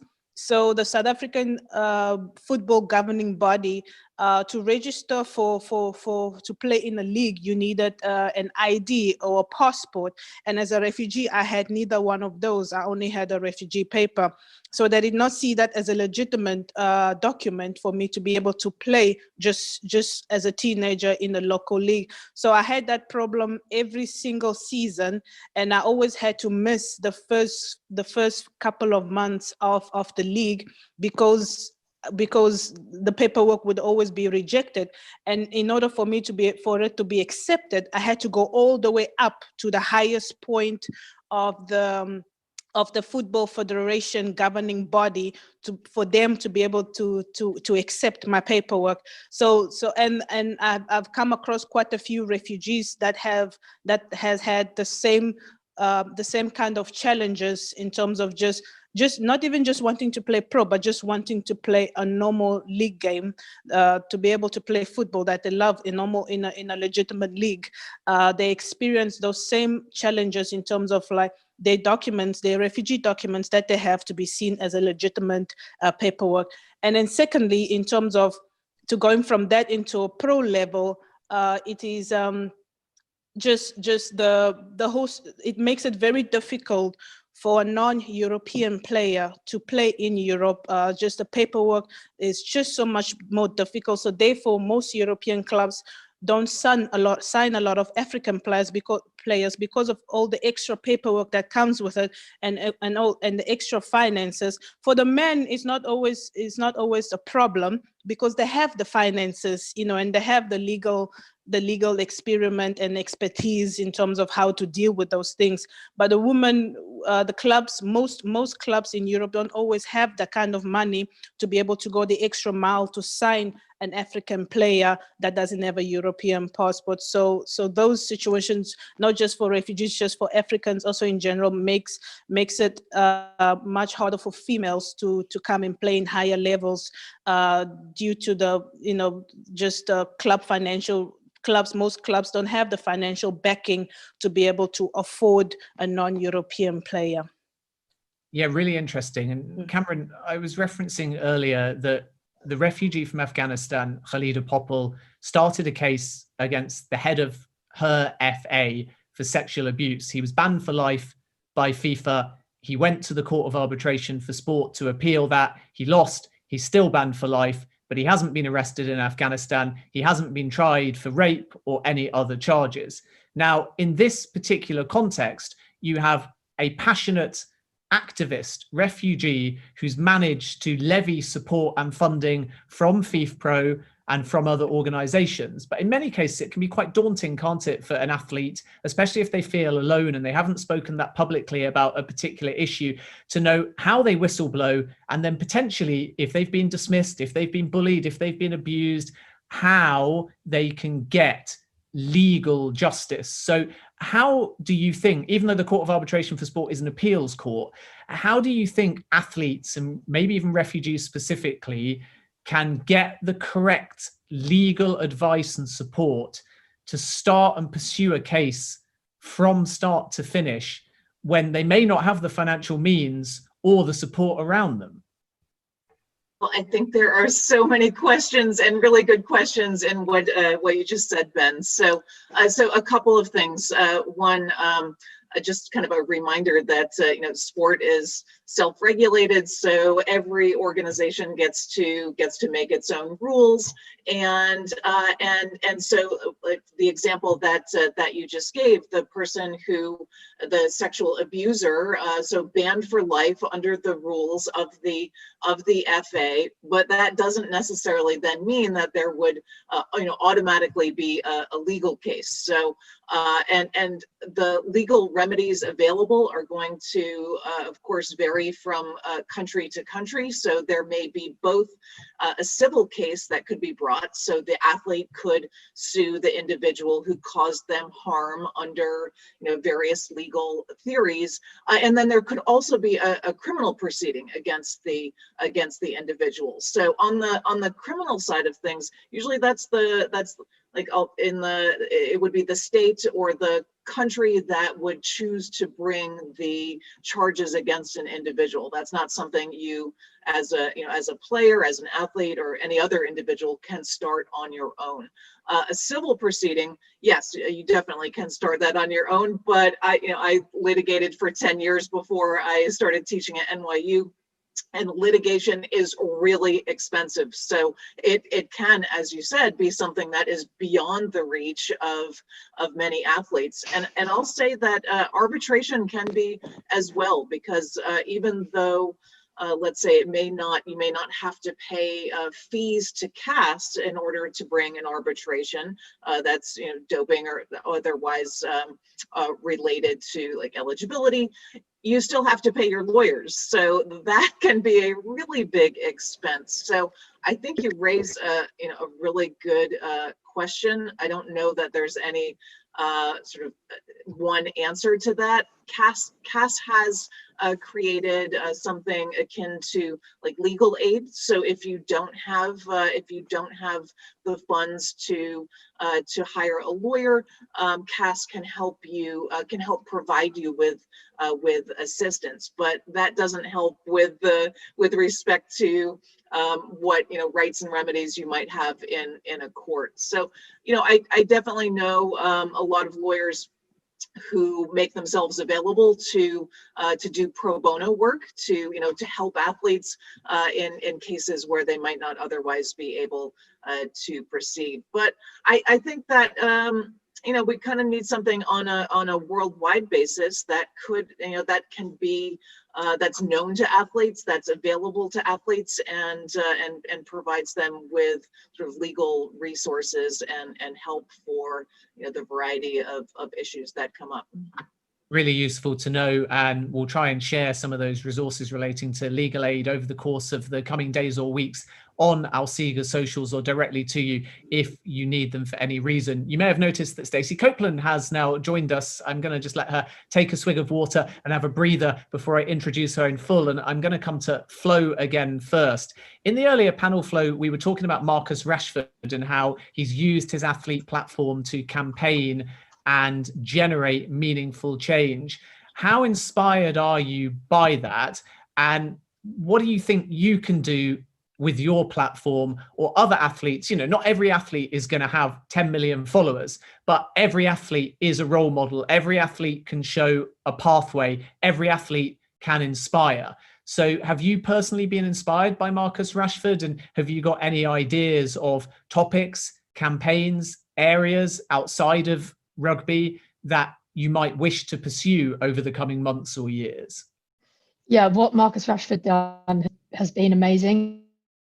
And it's been an athlete with a platform such as his and using it for good. A lot of athletes can become absorbed within their sport, and that is the only voice that they have. But they realize that in sport, you, without being on purpose, you generate a huge following of fans, that sport garners huge emotions in people, and they will follow you and they will believe whatever you say. And whether it's I'm playing for Man United or I'm playing for England or I've scored a goal, or whether it's the government need to change this, you have an emotional bond with your fans that is like no other. It's not like entertainment stars, it's not like politicians, it's not like other celebrities in sport. The emotional bond is incredibly important, and what the power that athletes have is to then use this emotional bond they have between fans to create campaigns for good. And what Marcus Rashford has done is use his platform and his voice and that bond that he's got with his fans to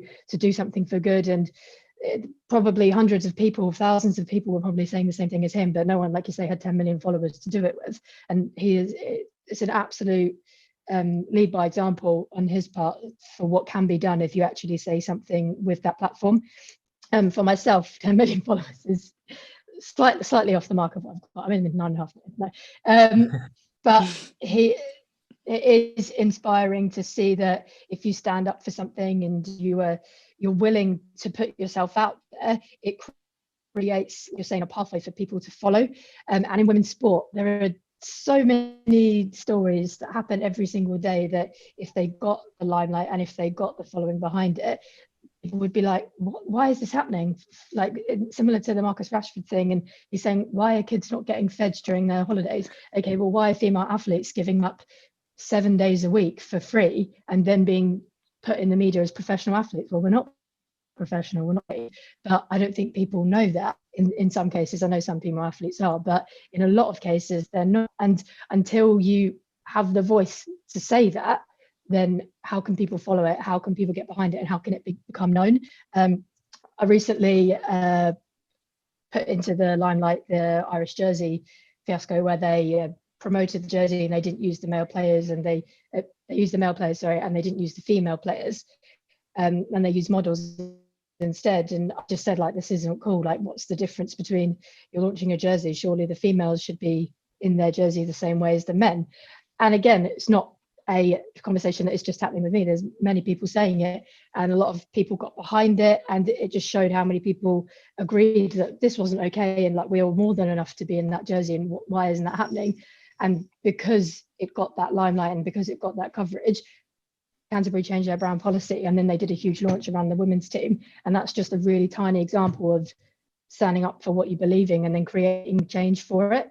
And I do think at the moment, the power of social media, you don't have to have millions of followers, you don't have to already have a voice, you don't have to be on TV 3-4 times a week to create change. If you want to create it and you have a point that is worthy, people will get behind it, and you can get thousands of retweets overnight on Twitter, and you can get that airtime. Totally, yeah, and it's a really good example, and congratulations on campaigning for that. And I could see whilst you were very lucidly explaining that, Stacey Copeland nodding her head in approval. Stacey has joined us and is the first British woman to win a Commonwealth title for boxing and also a SIGA champion. And Stacey, a very good afternoon. We'll talk about why you became a SIGA champion in a moment, but first, let's get your response to what Flo was talking about. Fighting for gender equality should just be a given, and hopefully one day we won't need to use the E word equality because it will just be ever present and automatic, but we're not there yet. And unfortunately, the pandemic might set us back because a number of women's teams and individual athletes might get less funding. Their very livelihood could be under threat, and we might have to build the buzz, build the demand for sponsorship, build the demand for opportunity, equality and respect. Not all over again, but certainly women's sport will be hit hard by COVID-19. What are your thoughts, therefore, on where we're at with gender equality, which I think is a form in terms of campaigning of integrity, and how can we continue the positive conversation around gender equality, even though we are in the midst of a pandemic? That was the longest question I've ever been asked in my life. But anyway, I'll try and answer what I can remember of it. I agree with everything that Flo said. I think obviously I'm really proud of Marcus Rashford because he's from Manchester, where I'm from. So that's really a happy point for me, and it just shows what a great city it is. But it also shows the importance of diversity and leadership, because it's a leadership role that Marcus has taken on. If you don't have people in positions of power, whether that's influence on the sporting field or in governance or decision making, who haven't got a variety of lived experiences, how can they represent other people? And the thing is about Marcus is that he has been there. He's not just advocating for it, he's been that child who went to bed hungry at night, and it's rare that you get to see people reaching that level and having that voice who've been there. That's why it's so important for people who've had various experiences, just like those on this panel, who can then speak on behalf of others who are in that situation because they've actually been there. And I think there's a big difference between those who are just successful. That's great in and of itself, and it's aspirational, but those who are then prepared to put a ladder out for whom others can then climb up and help them reach success as well. That's what he's doing, and that's what we're all hoping to do. And that's like another step. And why shouldn't sport be used for that? It's one of the most powerful things on the planet. And the things that we see in sport, whether that's, around Black Lives Matter or, helping any area of racial issues, whether it's gender, disability, sexuality, class, whatever it might be, that can manifest in all other aspects of society. So it is really, really important, the progress that we make in sport, because it touches so many people's lives. It impacts people in so many ways because of some of the reasons that Flo alluded to. So I think sport and people involved in sport absolutely should use whatever platform they've got for that. I think in terms of women's sport, yeah, it has had a negative, it's flagged up some negative things and some major disparities, but let's see that as a positive. We don't only just want to keep talking about how badly it's impacted women's sport. Some women's sports it has, some women's sport. It's not like women's sport is just the same everywhere. There's some athletes, Serena Williams will be all right. Do you know what I mean? She's not in the same pot as like your local football team or girls' academies that have just had to stop altogether.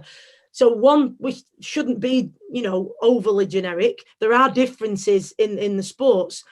And I think in some sports, it's been great. In professional women's boxing, for example, it's meant that because shows haven't relied upon ticket sales, women have had that platform on massive exposure to fight on massive shows.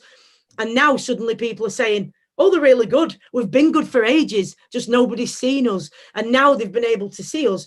Women's rugby the other week got an opportunity on free to view on the BBC. Fantastic. Maybe that wouldn't have happened without COVID, who knows? So I do think there are a lot of positives. In terms of the negative bits, let's take this opportunity to change it. We now know we need to fund it differently. It needs to be sustainable. It needs to not be packaged with men's. You can have the men's FA Cup and then the other one. You can have the rights to the men's Premier League and then some of the women's stuff. Let's package it as something valuable in and of itself, because the phenomenal athletes in all of the sports. That's what we should do going forward, and that's the lesson that I've taken from it. And Stacey, do you think, because you alluded to boxing not always being on TV or promoted as well, is there still a generation of boxers out there that are susceptible to match fixing, susceptible to a lack of integrity because they're not earning enough? Maybe their livelihood's been damaged by a pandemic. There's a variety of reasons, but in short, would a female athlete in boxing be more likely to cheat, match fix, or do something untoward because they can't sustain themselves in the current climate? Absolutely not. Absolutely not. No. Not even going to answer that anymore. No. There's no difference in any of that corruption between male or female. Boxing is a corrupt sport in general, and that's because it's a business and it's run like a business, and there aren't any governing bodies who are accountable for anything other than profit and money and maximizing certain figures, which sometimes comes over and above integrity. So no, absolutely not. And I think you'll find far less women who'll fix it than men, because when we're given the opportunities to take any fight that we get, we will. Women aren't ducking fights and trying to do it because there is less money in it. Maybe when there's massive money on the table, who knows, that might happen, but at the minute there isn't. So absolutely, definitely not.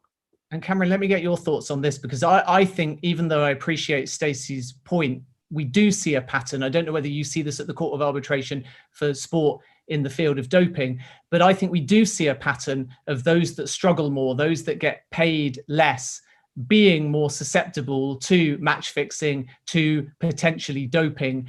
Is that a worry? Is that a pattern you see? Or do you agree with Stacey that... That's a different question. You said, would women be more likely to do it, not people who get paid less?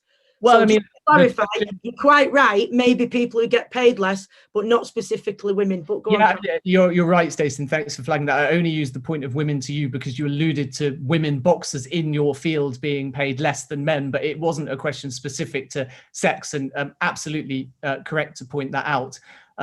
So to extend on that, Cameron, what is your take? Who are the people more susceptible to a lack of integrity that you see at the Court of Arbitration for Sport?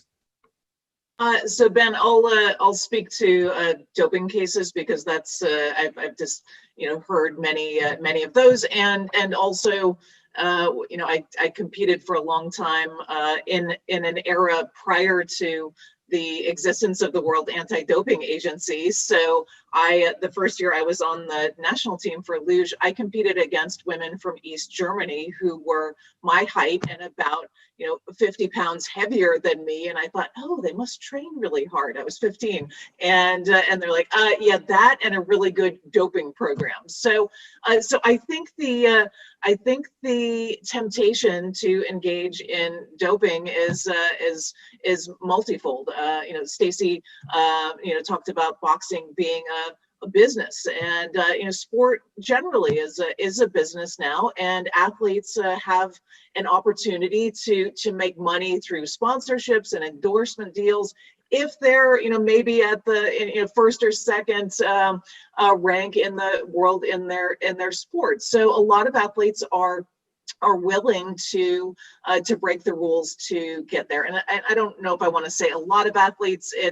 I would never, I never did anything like that. I would never consider it. I would rather be whatever fifth than win a gold with doping.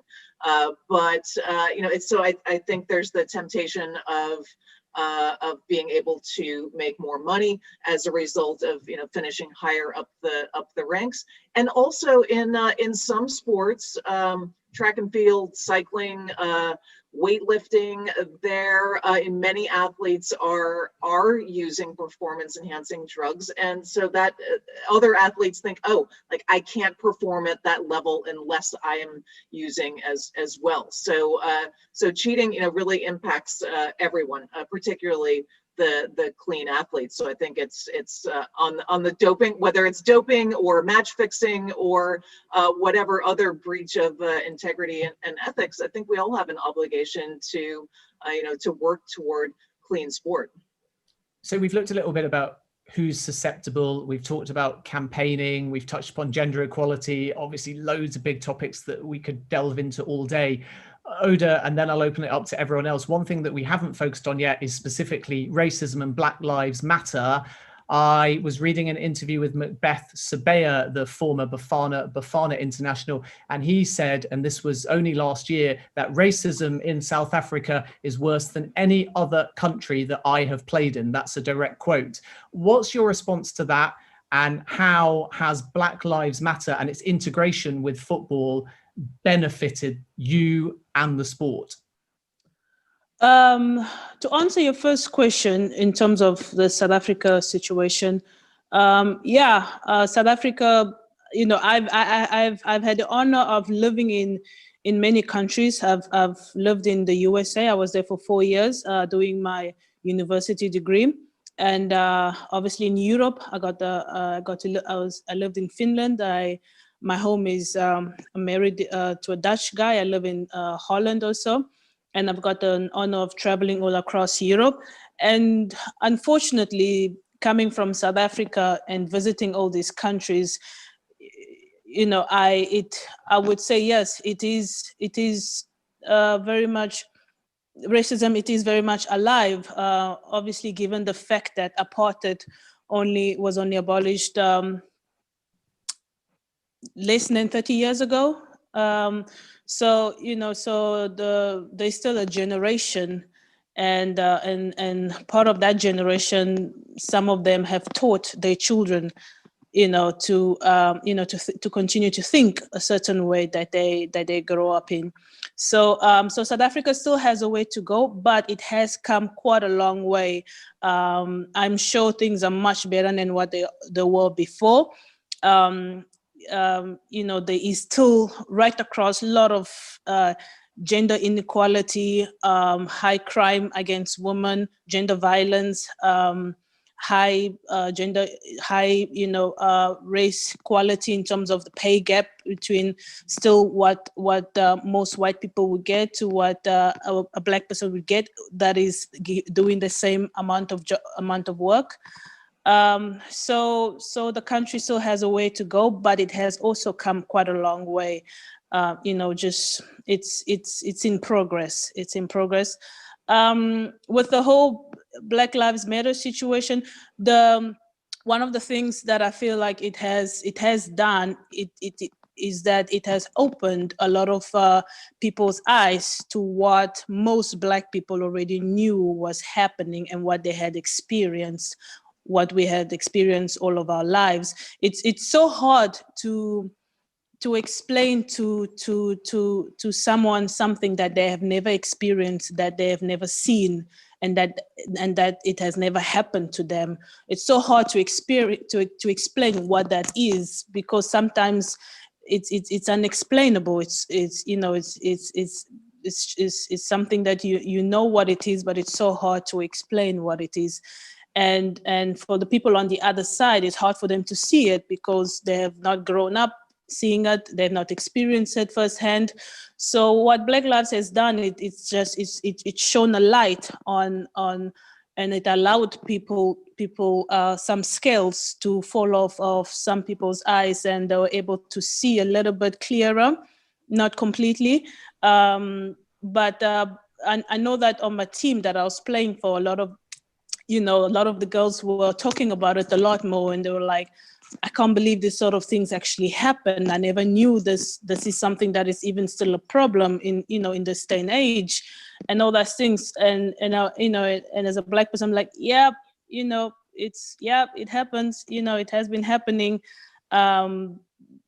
So in that part, it has been a brilliant thing in terms of a lot more people are able to understand what Black people and what Black athletes have, go through and what they experience. So it's an unfortunate, it came out of an unfortunate situation, but maybe it was something that was necessary to lift the lid off a situation that needed to be exposed.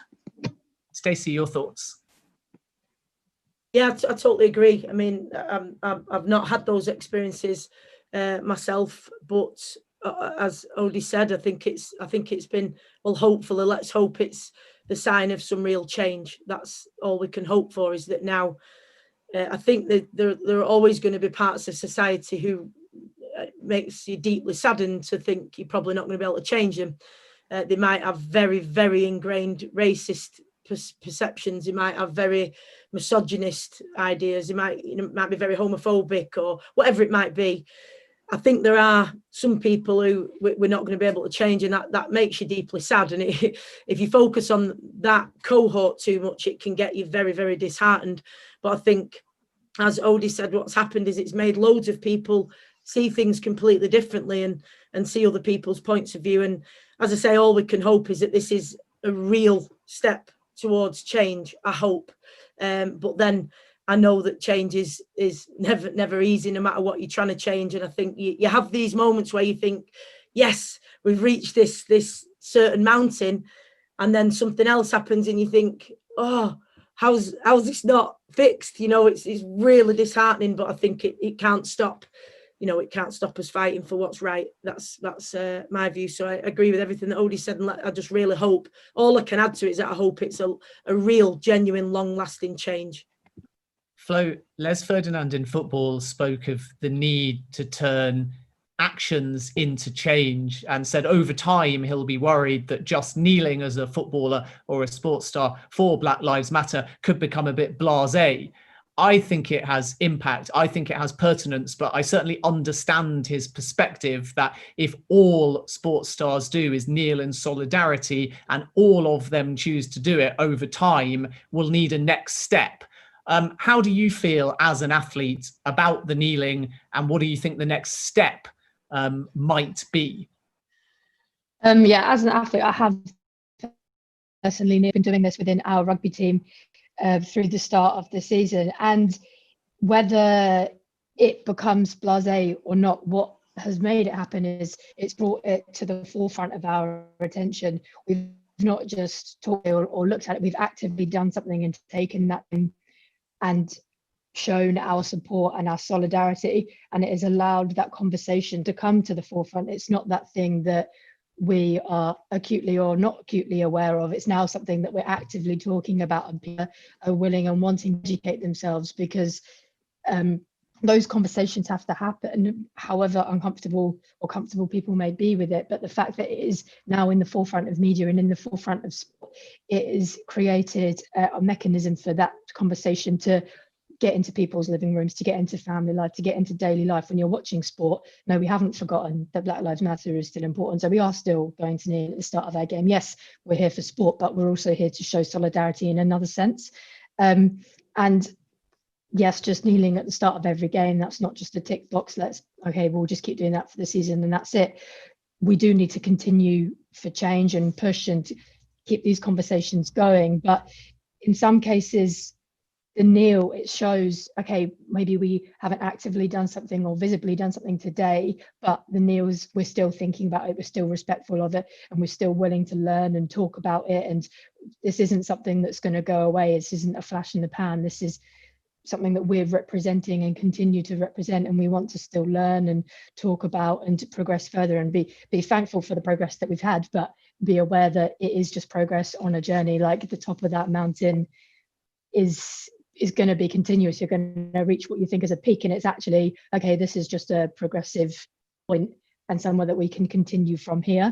And it is incredibly unfortunate that it has to happen in the way that it has happened in the last 6 months. Like, why do we need to see horrific scenes on social media for people to spark change? And not naive and not thinking that is an individual case. It won't be, but it's happened in a way that it has sparked the conversation, and the fact that sport has taken its opportunity to bring people together and start those conversations in education and giving people a platform to talk about it, I think is a brilliant thing for sport to do and to continue to do.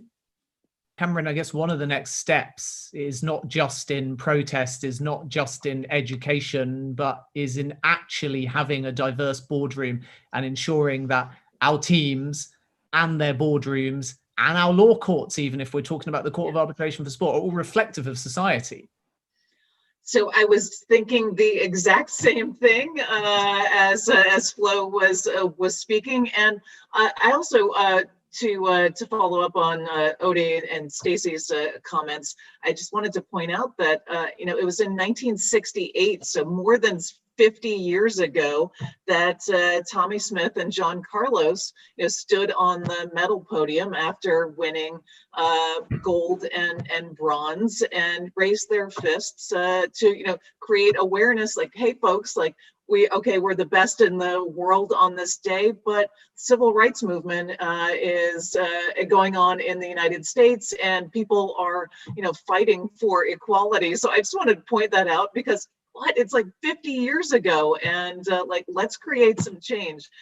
So yeah, Ben, to your point about the boardroom, so important. So it's of course we want to see equality on the playing field, but equality off the playing field is equally as important. And the value of having a diverse board, of having diverse committees, and the staff who work in the offices of the FAs or sport organizations on a daily basis, the conversations are much more robust and diverse if the people engaged in those conversations are as well. So I think that's on on us to be involved in that kind of change. And I think a number of my students are hopefully on the call today, and it's a sport governance class. And we've been talking about all semester how important it is,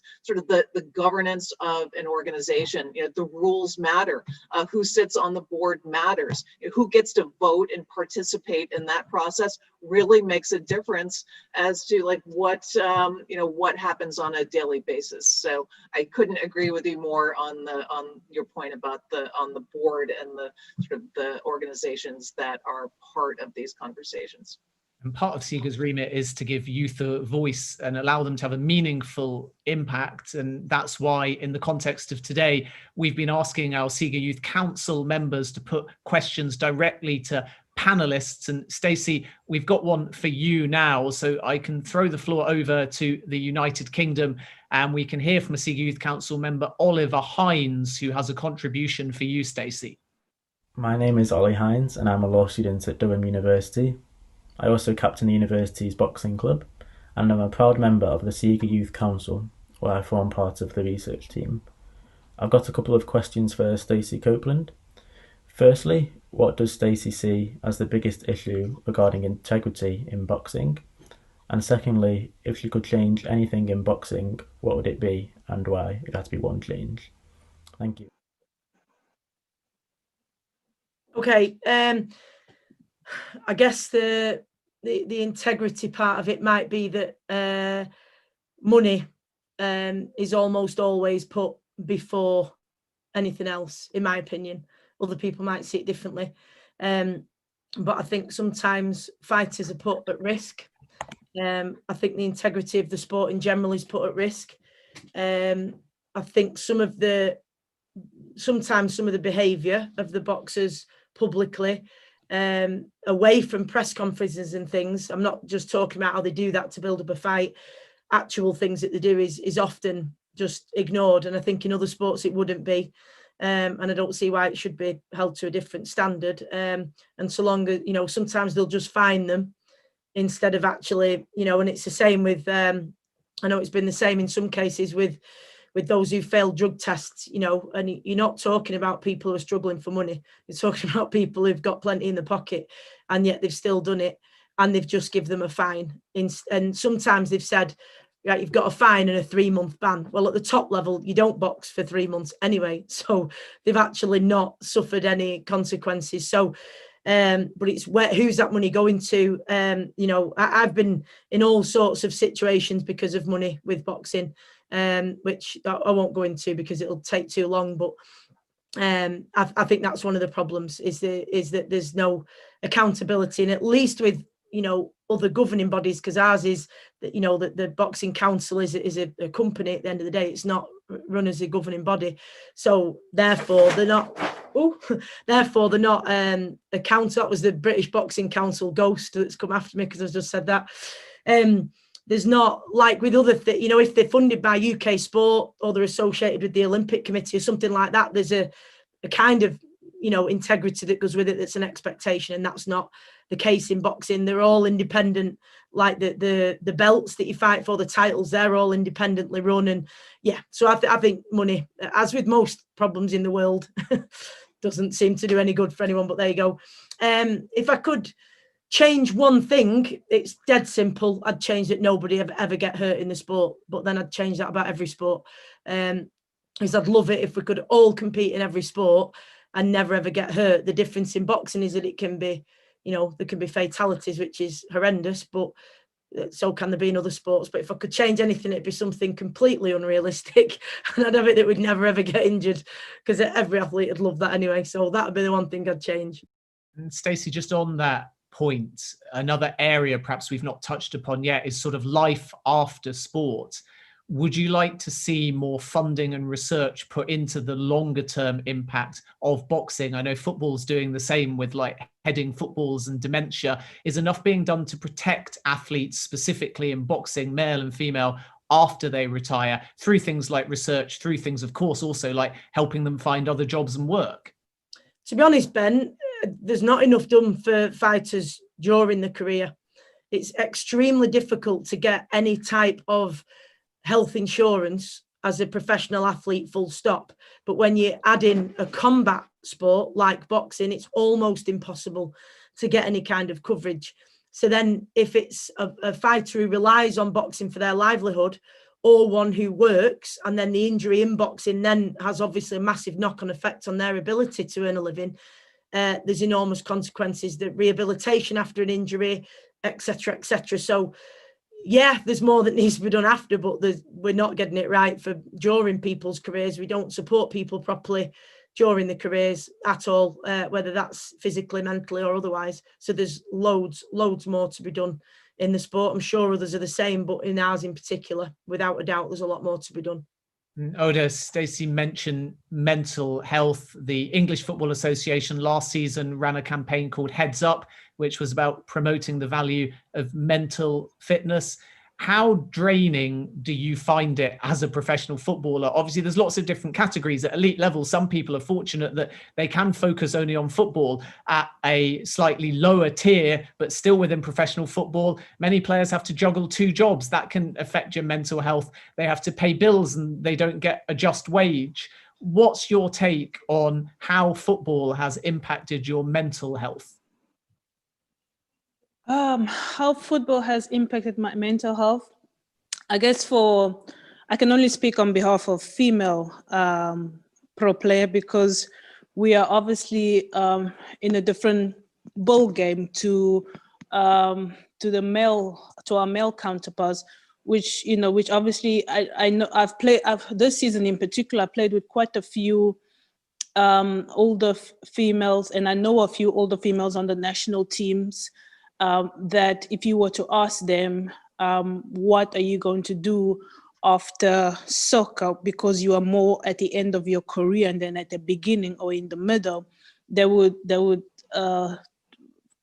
out of 3 of them that I asked, they said, "Oh, I have no idea. I don't even want to think about it," which is sad, because it is soccer. It is eventually coming to an end, and 2, they mentally can't get themselves to that point where they can think about what's next, because one, they are not, majority of female soccer players are not getting paid anywhere near enough to sort of build on something after soccer.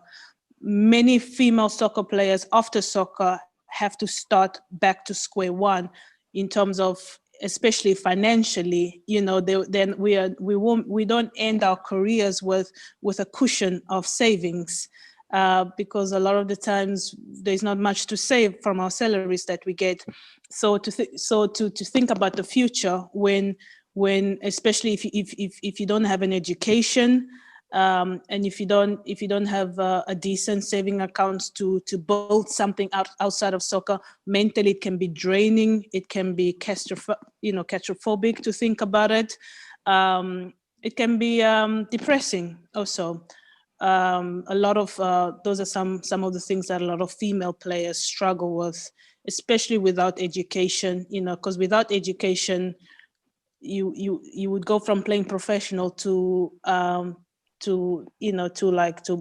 the very basic entry level job, which is absolutely nothing wrong with that, but you would be like a 35-year-old, with like a 20-year-old job, given that you spent 10-15 years of your life playing soccer, but many female players at the end of it have very little to show of that career, which mentally, that's why a lot of the girls are struggling with giving up the sport. They might end up hanging on much longer than what they should be, because there's a lot of the times there's nothing on the other side to let go of. Yeah, that's really interesting stuff. And Flo, a similar question to you. Rugby, unfortunately, has been hit quite hard by the COVID-19 pandemic. How has the last 9 months or so affected you and your teammates' mental health? I've been quite lucky at Wasps, the team that we've had. We had Zoom meetings every week, and we had a really active discussion, even if we couldn't physically be together, but to be digitally together as much as we possibly could, and it created a lot of engaging tasks for us to do, whether it was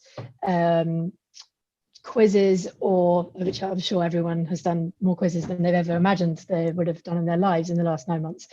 But running challenges, distance covering challenges, cycling challenges, we did as much as we possibly could to keep the mental side ticking over, and we were constantly aware that this is for now, sport will return, and how well we prepared ourselves during that time would determine whether we will be successful in our return.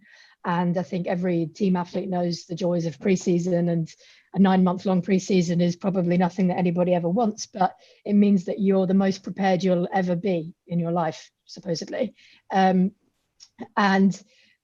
you actually learn to appreciate your sport more. So as a female athlete, like, a lot of our training is in the evening, because a lot of girls have jobs as well as their sport. And I had every single evening off for all of those 9 months, and it was great. But as I came back into my sport, I thought, actually, I'm never going to complain that I'm going to miss an evening of my life, because I've actually just had loads of them, and they're not that interesting. After week 3, you're like, oh, I kind of wish I was running around with my mates now. So it definitely makes you have some perspective on your sport and be grateful for it. And we came back into it with like a new lease of life, and we're very lucky. We're the only women's league that are playing in the UK at the moment. So I am, as much as that 9 months was hard, I'm incredibly grateful for the fact that we're back, and there are a lot of people who are still in that situation. And how you prepare yourself during that time, it will determine your success coming back into it. And I think women's sport, especially during COVID, had a lot of time to reassess itself and look at itself and be like, right, what do we need to change? What areas are we still not happy with? What can we change going back into this to do it right and have a little bit of a reset? Especially from funding and broadcast point of views, because we haven't had fans at our games. A lot of our games have been streamed, which has been brilliant. It's actually increased the amount of streamed fixtures we've had tenfold this season. It's been madness, because people can't watch it, and it actually has meant that not only have the game been accessible to rugby fans who want to watch it, but like locality has not been an issue. Like before, it was, if you're in London, you might be able to get to a game, but now, like, you could be in Australia and you can watch a game. And it's actually broadened our audiences, and because there isn't as much sport on TV, we're not fighting off the competition of 15 other sports happening on Saturday.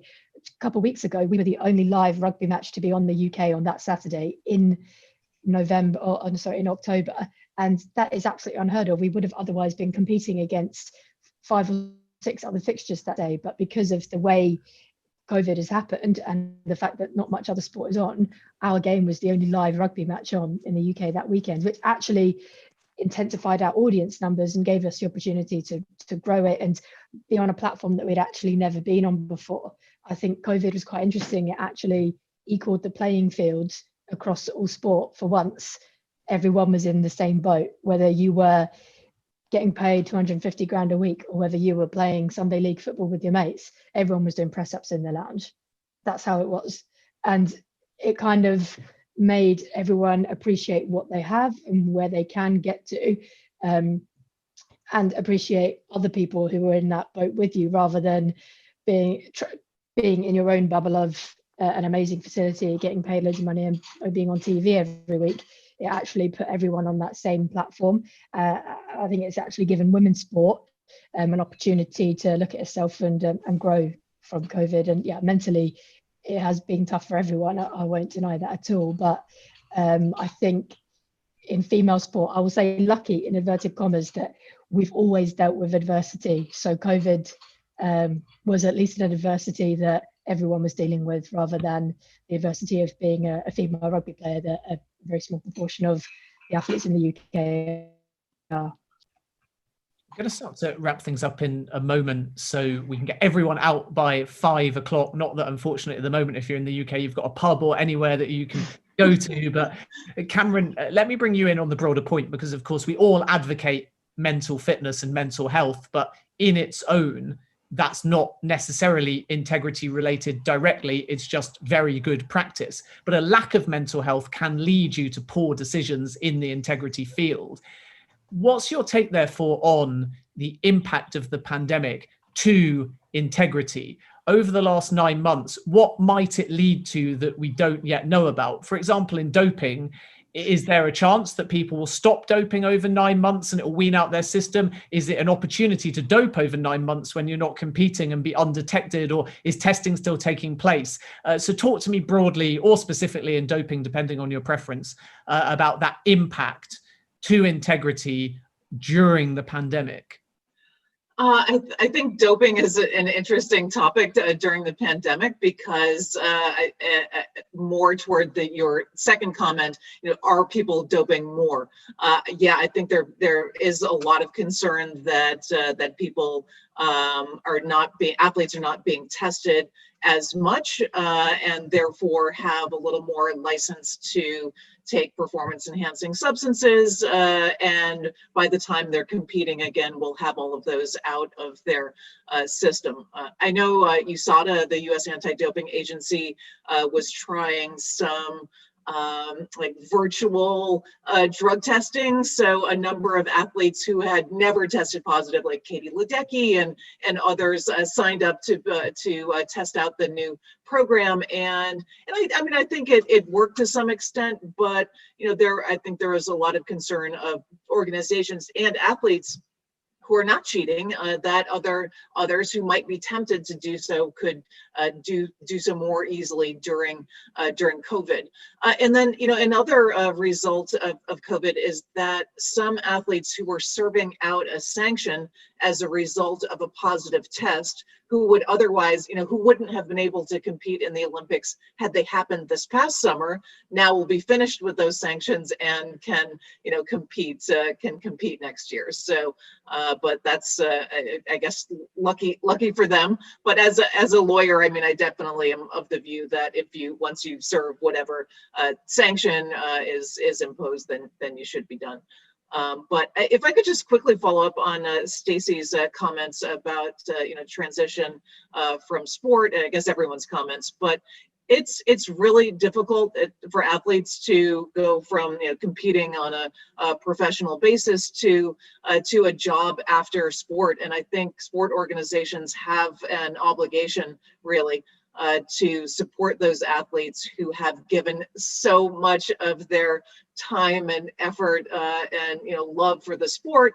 And most of the time it's love for the sport, because I mean, certainly if you're competing in luge or any number of small Olympic sports, you do it because you love it and you want to challenge yourself mentally and physically, but not because you're getting paid a lot of money. So I do think organizations need to step up and provide more support to athletes as they transition to their next careers.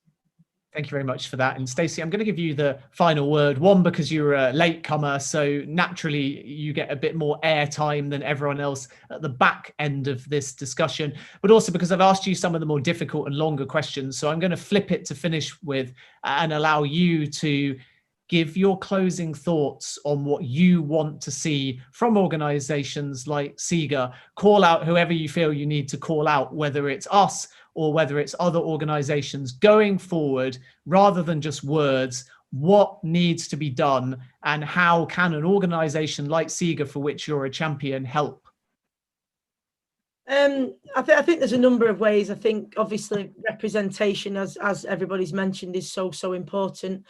I think we see it not just in sport, but I don't know whether you've seen, for example, this week with the new children's film, The Witches. I'm a big fan of Roald Dahl, but they've portrayed the witches as having fingers missing.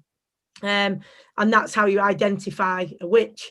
And they're hiding them under the glove. And a lot of, my friends who I happen to know who are Paralympians, but then also a lot of, people with disabilities or not, but particularly people with disabilities have spoken out about it and said, why are we still doing this? And you just think if there perhaps have been someone part of that decision-making process who could have said, look, I actually experienced that as a child, of being made to feel different and, feel like I had to hide a part of me that actually makes me amazing and unique. And maybe we shouldn't be passing this message on to young people. That's just one tiny example of it. I see it all the time in boxing. I'm sure Flo sees it in rugby, and Odie sees it in football, and Cameron's seen it in a whole variety of sports. But I'm sure now, if you haven't got people who understand what it's like to be someone else, it's very difficult for them to make decisions. And I had, just to finish making that point, I had a conversation with somebody not so long ago who kind of said, you don't need people. It was about the lack of representation on the boards, because it was saying like as low as 4% of ethnic minorities are represented on sports boards. And I was saying, that's why is it like that? Why haven't we looked at this before? And they said, well, I don't think it's important. And I said, what do you mean it's not important? And they said, well, you don't have to be like from a certain group or whatever. And I said, of course you do. I know that as a female boxer. And they said, well, I could think differently. And I said, how can you think like a person who before every single fight has to have a pregnancy test? How can you think like someone who thinks, where do I get that? How do I get the results before the British Boxing Board? Because it's kind of my private business. What happens if I'm happen to be menstruating and I have to walk past everybody in that room with that sample? When do I have it? How does it affect my performance in the fight? How can you think like that? You're definitely not going to be pregnant, and you don't have to do that. So that's one tiny example that, of course, it helps, because somebody in the room can say, actually, this affects us differently. So I think representation, I think people being brave enough who've got decision-making positions and influencers need to step up and make these decisions and be brave enough to make them and do things differently. We've been doing things the same way for ages, and it's not working. And we've got a generation of kids that are having to unlearn what they've been taught about race, what they've been taught about women in sport, what they've been taught about all these groups of people that just isn't true. We have to unlearn it and unteach it. So let's start and do it better. And that surely has to come from the top. But if not, then we can do it from ground up if needs be. So, and I think the role of SIGA is doing exactly what they're already doing. Discussions like this are really important. And, the bronze, gold, bronze, silver and gold targets that they have for everybody to meet are really measurable targets that, all organisations can aim to. And I think that's a really beneficial thing. And I just want to say what a privilege it's been to be part of this panel, listening to Flo, Cameron and Odie. It's been absolutely fantastic. I've really enjoyed listening to you all. So thanks very much. I know I'm supposed to be a participant, but I've really enjoyed listening to everyone else. So, and thanks, Ben. Yeah, me too. And it's a shame that we can't delve in and hear more, because it's such a broad area. And I think you've all done really well. and been extremely eloquent in not only telling us your opinions, but giving people something to tangibly think about, which is so important. SIGA is all about action over just words alone. So thank you to all of you, to Stacey for that excellent summary, to Cameron, to Flo, and to Oda as well. And to the latter two, we wish you well with your ventures on and off the field. And Stacey, keep championing everything that you do. And Cameron wears about 100 different hats. And it's great to hear your academic, your legal, and your sporting opinion. So thank you to all of you for your time. It's been great having your company. Thanks very much. Thanks, everyone. Thanks, everybody. Thank So you. that ends our second panel. Thanks to our first panel. Thanks to our SIGA Youth Council members for your questions. Thank you to you for listening and for engaging as well. We've had lots of questions through YouTube as well. And we'll try and put you in contact and network with some of our panelists at request as well. But just before we wrap up, we've got 5 minutes or so of testimonials about SIGA to play to you. These are from athletes, including some of our SIGA champions. We've also got a statement from Ethan Cucurese, and we'll hear from Gonzalo Medeiros and Fike Jeffrey Bolkia, who are both footballers for CS Maritimo. So all of this is coming to you now in a big group series of testimonials. Do have a listen, and then after that, we will wrap things up for the day.